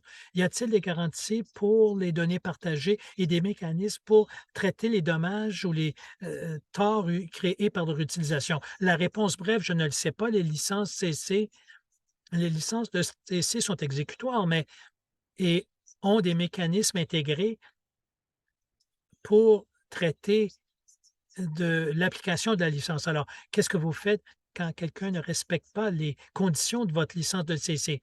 On mentionne ces mécanismes dans notre foire aux questions, mais pour les données partagées en général, ça dépend beaucoup de vos lois au Canada, mais aussi dans votre province. C'est quelque chose qui est dans les notes que je n'ai pas mentionné, mais la loi de droit d'auteur au Canada, c'est surtout fédéral, géré au niveau fédéral, mais le Canada, donne beaucoup de portée aux provinces pour qu'elles édictent leurs propres lois, y compris des choses sur le droit d'auteur. Donc, dépendamment de votre province de résidence, il peut y avoir des détails qui s'appliquent à vous et qui ne s'appliquent pas ailleurs au Canada. Et c'est peut-être vrai aussi pour les données. Comment CC s'assure-t-elle qu'une demande de licence ne présente pas quelque chose qui est déjà dans le domaine public, surtout à travers l'éducation et la formation comme aujourd'hui? On ne fait pas de vérification des licences. Il y en a trop. Elles sont utilisées sur 2,5 milliards d'œuvres. On n'a pas le personnel ni le temps pour s'assurer que tout le monde fasse tout comme il se doit. Donc, l'énoncé des licences elles-mêmes établit clairement que les licences ne s'appliquent pas dans les œuvres du domaine public et ne s'applique pas si je prends l'œuvre de quelqu'un d'autre et mets une licence de CC dessus, je ne peux pas le faire légalement. Donc, la licence ne s'appliquera pas. Donc, on a fourni le mécanisme légal pour que les gens l'appliquent eux-mêmes. Dans le code juridique de la licence, si vous allez devant les tribunaux, un juge va lire ça et va dire, ben voici ce que ça dit et voici ce qu'on va faire. Mais nous, on ne gère pas ça nous-mêmes. J'aimerais en savoir davantage sur la ligne entre les données et les bases de données. Y a-t-il des études, des jurisprudences qui en traitent? Ben, dans mes 2 dernières diapos, j'en parle un peu, surtout mes 2 dernières et mentionne ce qui est propre au Canada. Mais il n'y a pas beaucoup de jurisprudence qui donne des directives claires. Ce n'est pas fortement légiféré et ça revient à ce dont on parle. Y a-t-il suffisamment d'originalité, de créativité dans ce que vous venez de créer pour que ça compte comme un droit d'auteur? Si j'écris 2 plus 2 égale 4 sur une feuille de papier, je ne peux pas prétendre un droit d'auteur. Il n'y a pas assez d'originalité, de créativité. Mais si j'écris ma table de multiplication d'une façon qui soit très détaillée, originale et créative, il y a peut-être un droit d'auteur dans cette base de données. Mais même à ce moment-là, le 2 fois 2 égale 4 et 3 fois 3 égale 9, cet élément-là ne peut pas être protégé par les droits d'auteur. Les données de base sont toujours accessibles pour toute personne qui voudrait l'utiliser. Ouais. Oui, ça devient délicat. Et je vois une question sur l'intelligence artificielle dans le clavardage, et si on a le temps vers la fin, on pourra en parler. Donc, les ententes de licence, il y a une bonne question là-dessus. Laissez-moi trouver le lien. Donc, la question est, dans le cas d'une violation d'un droit d'auteur, comment réagir et comment est-ce traité? Et nous avons une partie de notre foire aux questions qui en traite. Je vais essayer de l'afficher.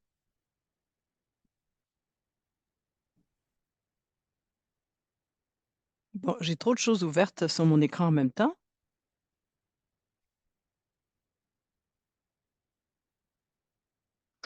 Alors, sur l'applicabilité, le respect de la loi, on a certaines informations sur comment ce respect fonctionne. Si vous êtes un détenteur de droits ou de licence et quelqu'un ne suit pas ce que dicte votre licence, que faire? Nous avons des outils d'information qui peuvent vous aider dans ce sens. CC en tant que tel n'offre pas de service juridique. On ne va pas aller vous défendre en cours, là, au tribunal, mais nous avons une liste de- d'avocats qui sont d'accord pour qu'on les mentionne sur une liste et qu'eux pourraient vous aider à résoudre certains de ces aspects au tribunal, le cas échéant.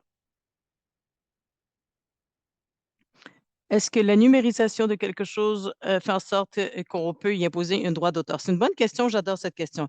À cause de mes antécédents en bibliothèque, j'ai l'habitude de beaucoup parler de la numérisation d'artefacts, des questions culturelles, des œuvres d'art, des enregistrements vidéo, audio, et j'en passe.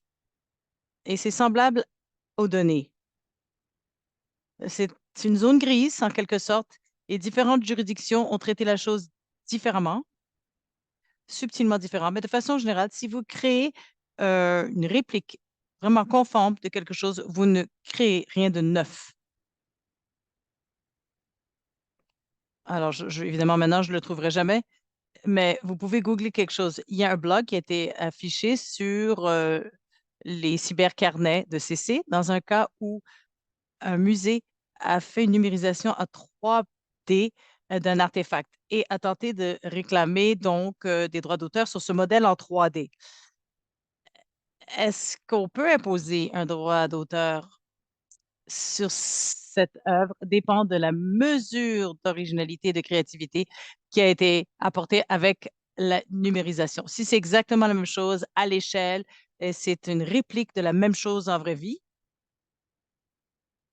dans la plupart des juridictions, dans ce cas-là, il n'y aurait pas de droit d'auteur qui s'impose. Ce ne serait pas suffisamment original.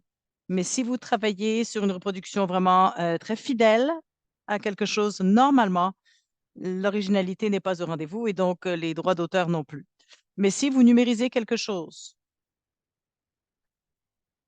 et vous y ajoutez du contenu, des commentaires, vous le faites de façon originale et créative, ainsi votre numérisation pourrait euh, possiblement se voir attribuer des droits d'auteur. Et bon, il y a des gens qui l'ont trouvé. Jonathan Dory l'a affiché dans le clavardage. Oui, je pense que c'était l'affichage que je cherchais. Sur la reproduction des ouvrages de domaine public, oui, effectivement. Aileen, ça fait plaisir de vous voir. A également ajouté une petite note dans la boîte de clavardage. Bon, alors en aparté là, CC a enlevé une vidéo de Vimeo, là, eu le même problème sur YouTube, parce qu'il y a leur outil d'infraction de droit d'auteur automatique avait décelé ces vidéos comme étant effectivement en infraction. Mais en tout cas, c'était une erreur. Et ça venait d'un album avec une licence de CC de OpenWorks. Donc, il a fallu aller voir OpenWorks et dire, bon, votre travail a été, il y a eu votre système d'alerte à l'infraction et a signalé une erreur, etc. Bon. Alors, si les données sont un petit peu réarrangées ou organisées de façon originale, ça peut être soumis des droits d'auteur. Une partie, oui, mais pas tout. Oui, encore une fois, si c'est original, si c'est créatif, suffisamment créatif, la base de données pourrait avoir suffisamment de bases de données et à ce moment-là, elle est sujette à un droit d'auteur. Mais encore là, le droit d'auteur s'étend à la partie organisation, la partie unique et originale de l'organisation. Mais les faits, 2 plus 2 égale 4 et 3 fois 3 égale 9, ça, les faits ne sont pas assujettis au droit d'auteur. Et ils sont du domaine public, de façon générale. Il y a une autre excellente question ici. Est-ce que certains de ces éléments ont été mis au banc d'essai dans les tribunaux au Canada? Ont des licences de CC, par exemple? Est-ce que ces licences de CC ont été mises à l'épreuve au tribunal au Canada? Et il y a une base de données aussi très utile, très pratique. La voici, que je vais afficher dans le clavardage, où on a une base de données de toute la jurisprudence et toutes les causes dont on est au courant de par le monde qui ont impliqué les licences de CC ou les outils de CC. Alors, je ne sais pas s'il y en a qui sont propres au Canada précisément, mais s'il y en a, vous les trouveriez là de toute façon et vous pourriez voir quelle était la cause et quel était le résultat, la décision finale.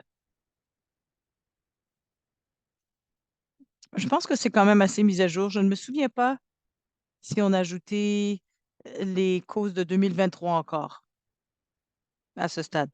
Mais cette base de données est disponible et on l'entretient si on veut. On la met à jour régulièrement. Lorsqu'on se réfère à des données qui ne sont pas assujetties à des droits d'auteur, est-ce que j'ai besoin d'observation, d'enregistrement et les entrevues ou des données cliniques qui proviennent de patients, etc., et d'autres exemples? C'est une excellente question parce que souvent, lorsque je parle de données brutes, je veux dire en fait des données étant des faits. Par exemple, des observations numériques et des enregistrements. Ceux parmi vous qui travaillent avec des données davantage qualitatives comme des transcriptions d'entrevues, des enregistrements audio, des histoires orales, celles-ci sont considérées originales et suffisamment créatives pour détenir leurs propres droits d'auteur. Et les histoires orales et les entrevues, bien entendu, peuvent être assez délicates parce que là, il y a la question de données de vraies personnes qui ne peuvent pas nécessairement toujours être anonymisées ou dédoublées ou déidentifiées. Je cherchais le mot. Ça ne peut pas être le cas. Donc, il y a des questions ou plutôt dépersonnalisées, comme on dit.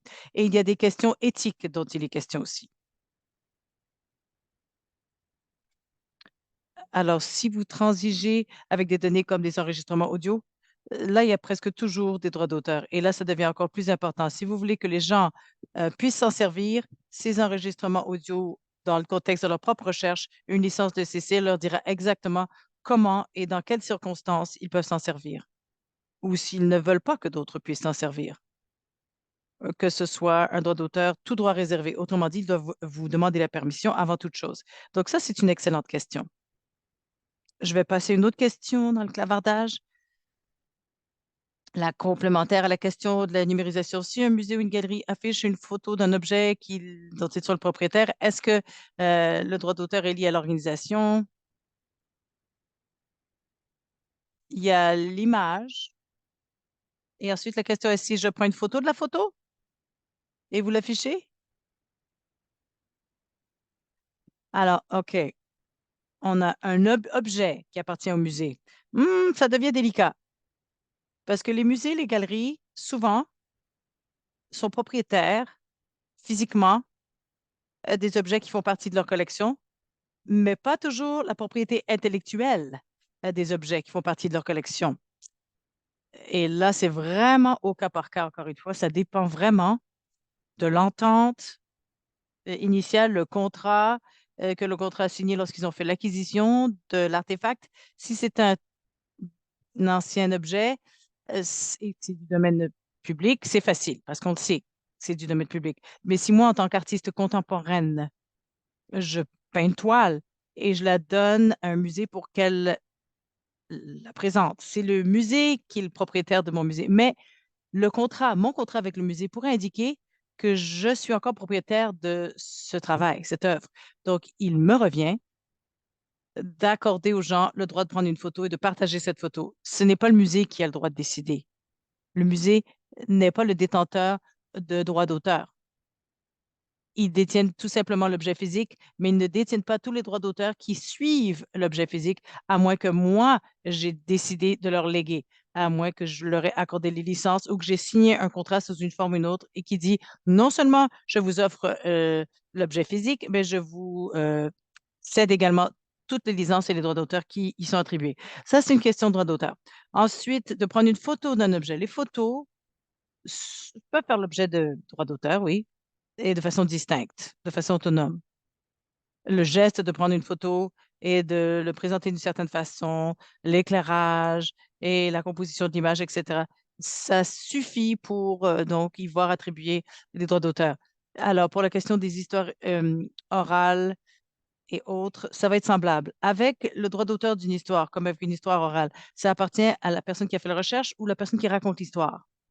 La réponse la plus claire serait que si vous menez des entrevues de ces histoires orales, la question serait traitée avec l'entente de consentement qui fait partie de ce que vous faites signer à la personne qui est interviewée. Si je travaille sur un enregistrement audio d'une histoire orale, c'est l'enregistrement audio même qui peut avoir un droit d'auteur. Et puisque c'est moi qui enregistre, c'est moi qui contrôle le système qui enregistre, alors le droit d'auteur m'appartient. L'histoire elle-même, les idées que partage cette personne que vous interviewez, ils peuvent raconter tout cela à d'autres personnes, mais c'est l'enregistrement qui y voit attribuer son droit d'auteur. Alors, bien souvent, des enregistrements tels que ceux-ci appartiennent aux chercheurs ou à l'organisation.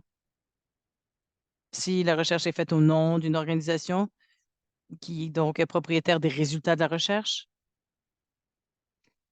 Mais étrangement, ça c'est pour les histoires orales,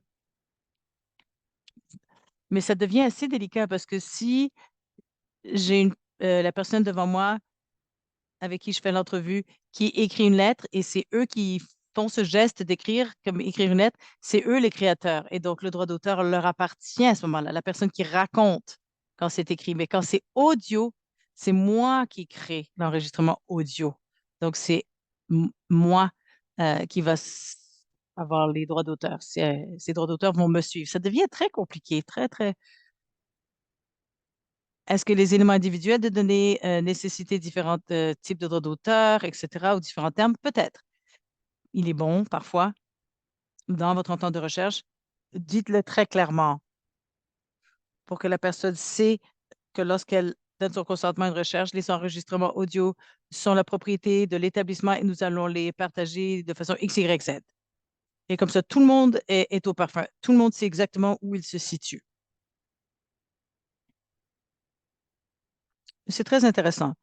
Et il y a beaucoup de considérations de droits d'auteur qui sont très spéciales. Lorsqu'il est question d'éléments visuels ou audio, c'est vraiment très différent. Et c'est très différent de ce qui est écrit ou ce qui se trouve en texte. Ouais. Et cette question, justement, aborde un peu tout cela.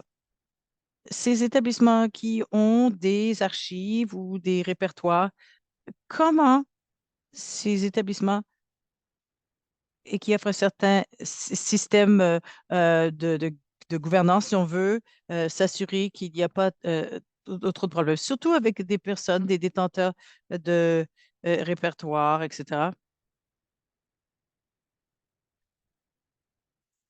Je ne connais rien dans la vie qui peut offrir des garanties à 100% dans quelque domaine que ce soit. Et je ne sais pas s'il y a une façon facile, pratique pour un répertoire de garantir, système de répertoire, qu'aucun mauvais usage sera fait avec ce qui se trouve dans le répertoire ou dans les archives. Lorsque vous affichez quelque chose à l'Internet, franchement, l'Internet, c'est un peu comme le Far West, là, hein.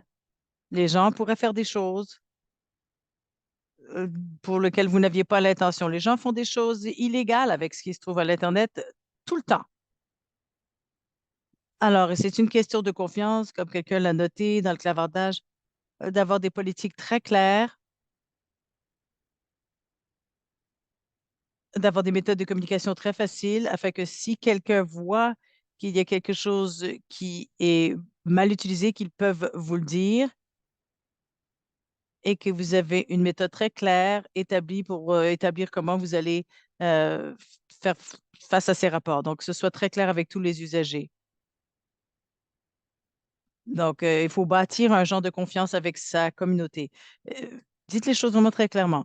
Si quelque chose est téléversé et vous n'aviez pas le droit de le téléverser et on le découvre,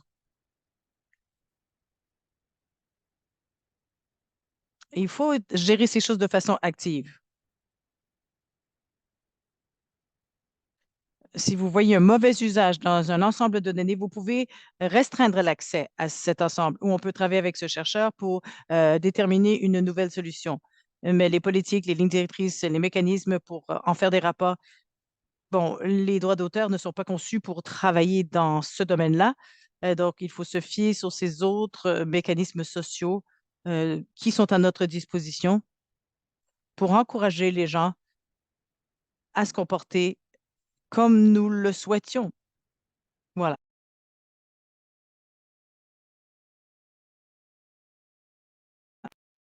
Si vous... Bon, pour ce qui est de l'expiration des droits d'auteur, alors je pense que c'est le point de départ, c'est quand les choses étaient disponibles pour la première fois. Il pourrait y avoir donc un ensemble de données qui soient partagées de façon progressive pour une longueur différente en termes de droits d'auteur. J'ai jamais réfléchi à cette question. Là, je suis en train d'inventer, de réfléchir à la question tandis que je la lis. C'est un cas très intéressant, surtout si vous travaillez sur des données et qui ont été glanées sur une très longue période de temps, par exemple des années, les données du tout début de l'étude. J'imagine que ces données, de façon potentielle, pourraient expirer avant que les données que vous avez glanées 10 ans plus tard, à la fin de l'étude. Ouais, je ne sais pas. Surtout si, bon, l'exemple le plus simple serait si un individu détient les droits d'auteur avec ses bases de données, et on va dire que les bases de données sont suffisamment originales pour avoir des droits d'auteur. On va y aller avec cet exemple. Je pense qu'en fait, en autant que le tout soit fait par un chercheur, c'est la vie de l'individu plus un certain nombre d'années. Tous les ouvrages de cette personne, tous leurs droits d'auteur expirent en même temps. Donc, un travail que j'ai créé à l'âge de 5 ans et un autre que j'ai créé à l'âge de 35 ans, les deux expirent en même temps dans l'avenir parce que c'est 50 ans après mon année de décès. Alors, je pense que celle-ci s'appliquerait davantage à un ensemble de données où il y a plusieurs chercheurs qui travaillent sur plusieurs éléments. Et je pense que à ce moment-là, c'est l'établissement ou l'organisation qui serait propriétaire du droit d'auteur et qui change les paramètres. Je ne le sais pas. Cela suscite beaucoup de réflexions de ma part et il va falloir que j'y réfléchisse davantage. Je pense que ce serait possible que des versions plus précoces de données ou des bases de données plus précoces, euh, peut-être que les droits d'auteur expireraient avant ce qui a été glané plus tard. Mais je ne sais pas quelles en seraient les implications. Mais oui, ce serait intéressant de se pencher sur cette question.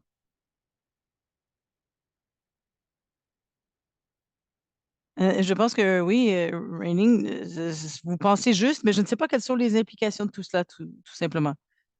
Excellente question et je vais y réfléchir lorsque je me coucherai ce soir.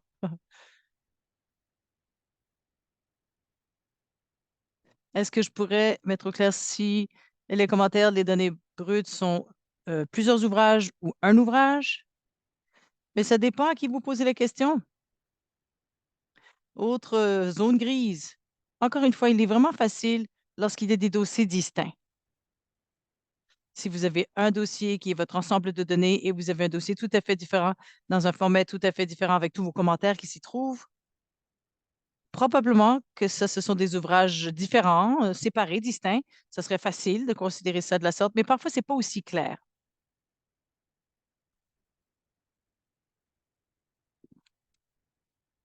Alors, le reste de la question part du fait que les données brutes ne sont pas soumises des droits d'auteur et qu'on attribue une licence de CC surtout.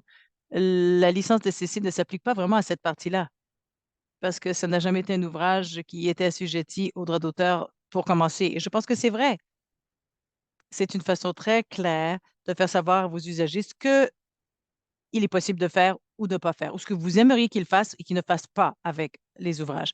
Parce que vous avez raison, les archives ou les répertoires traitent plusieurs dossiers comme étant un ensemble et vous accordent une licence pour le tout. Et ce n'est pas très pratique si vous voulez accorder des licences différentes pour différentes parties. C'est très technique, là. C'est des restrictions techniques.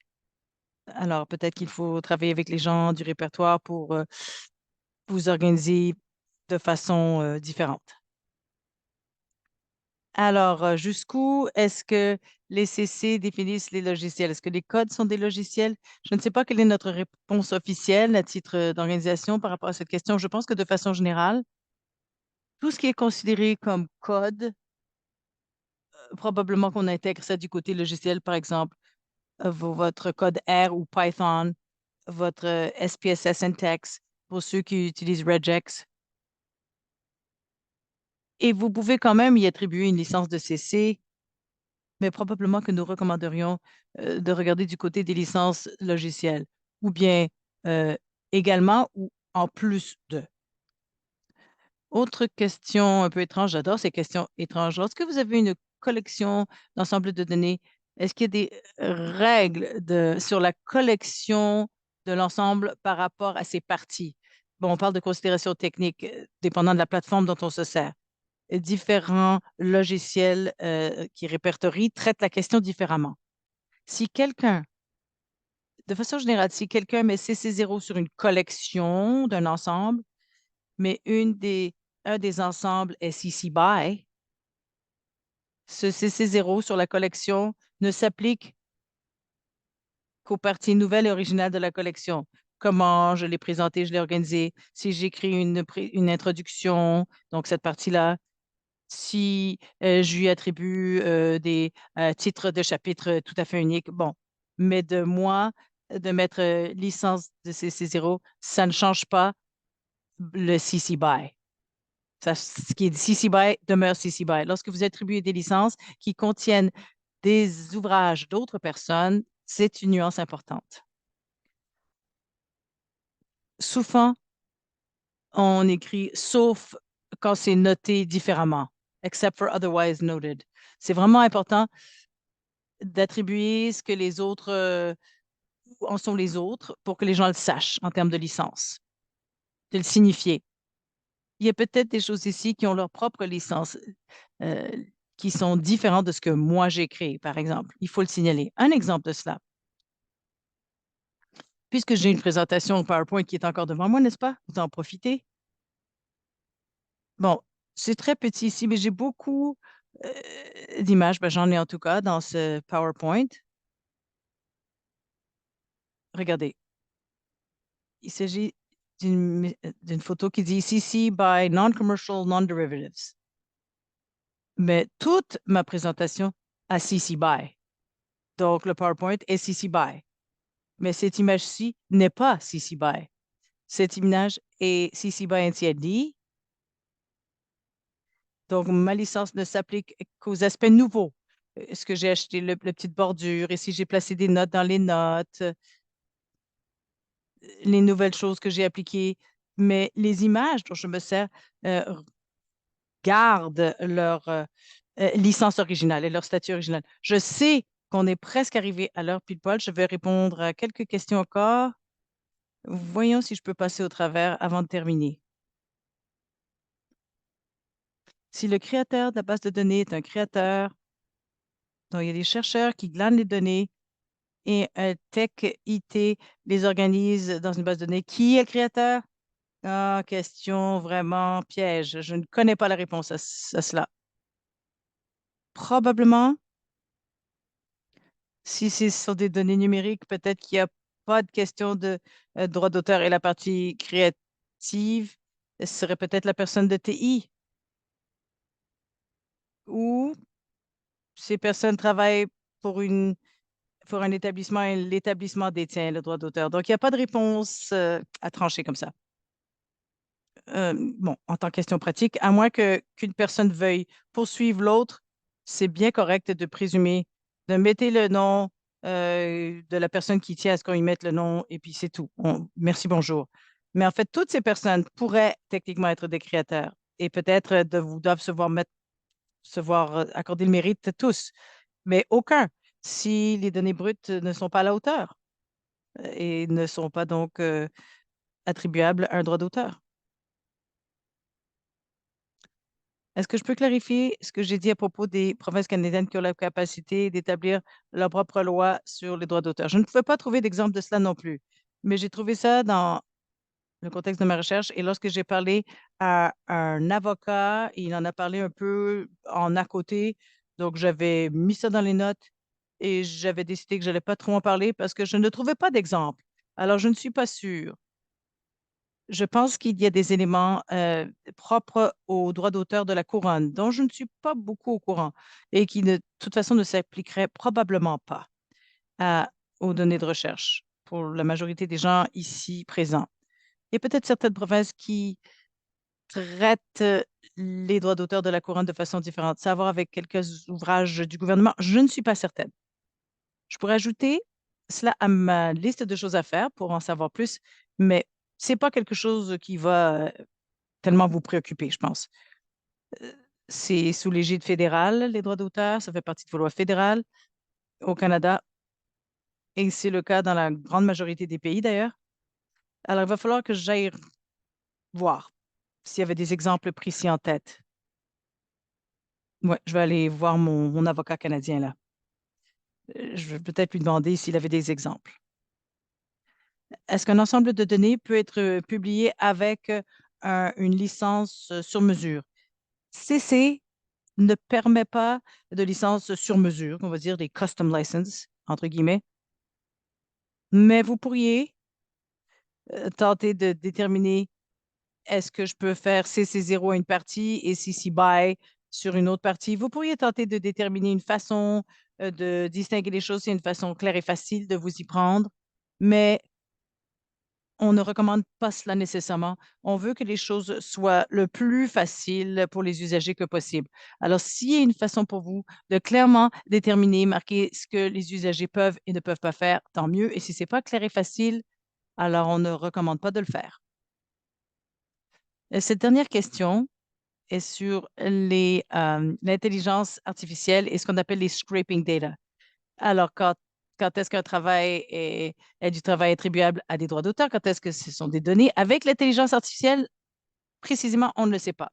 Et j'avais quelques clichés ici et je vous êtes le bienvenu pour regarder. Il y a beaucoup de liens, beaucoup, beaucoup de liens qui se retrouvent dans cette partie de ma présentation. L'intelligence artificielle, c'est le Far West, hein, comme je l'ai dit tout à l'heure. Ce que j'ai vu d'affiché de CC qui m'intéresse le plus, alors, l'IA générative et les licences, bon, c'est pas une question réglée. Chaque pays regarde ça au cas par cas. Il n'y a pas encore de loi. Ce sont des choses qui nous prennent la tête au moment où on se parle.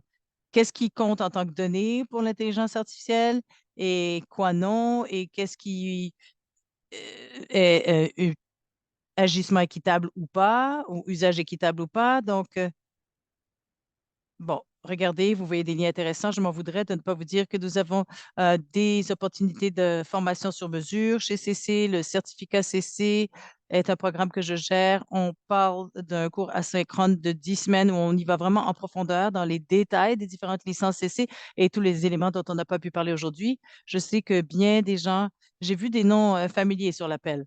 Alors ça, c'est formidable. Je sais que certains ont pris ce certificat. Il y en a qui ont suivi la version bootcamp de une semaine, camp d'entraînement, et bon, il y a toutes sortes de formats.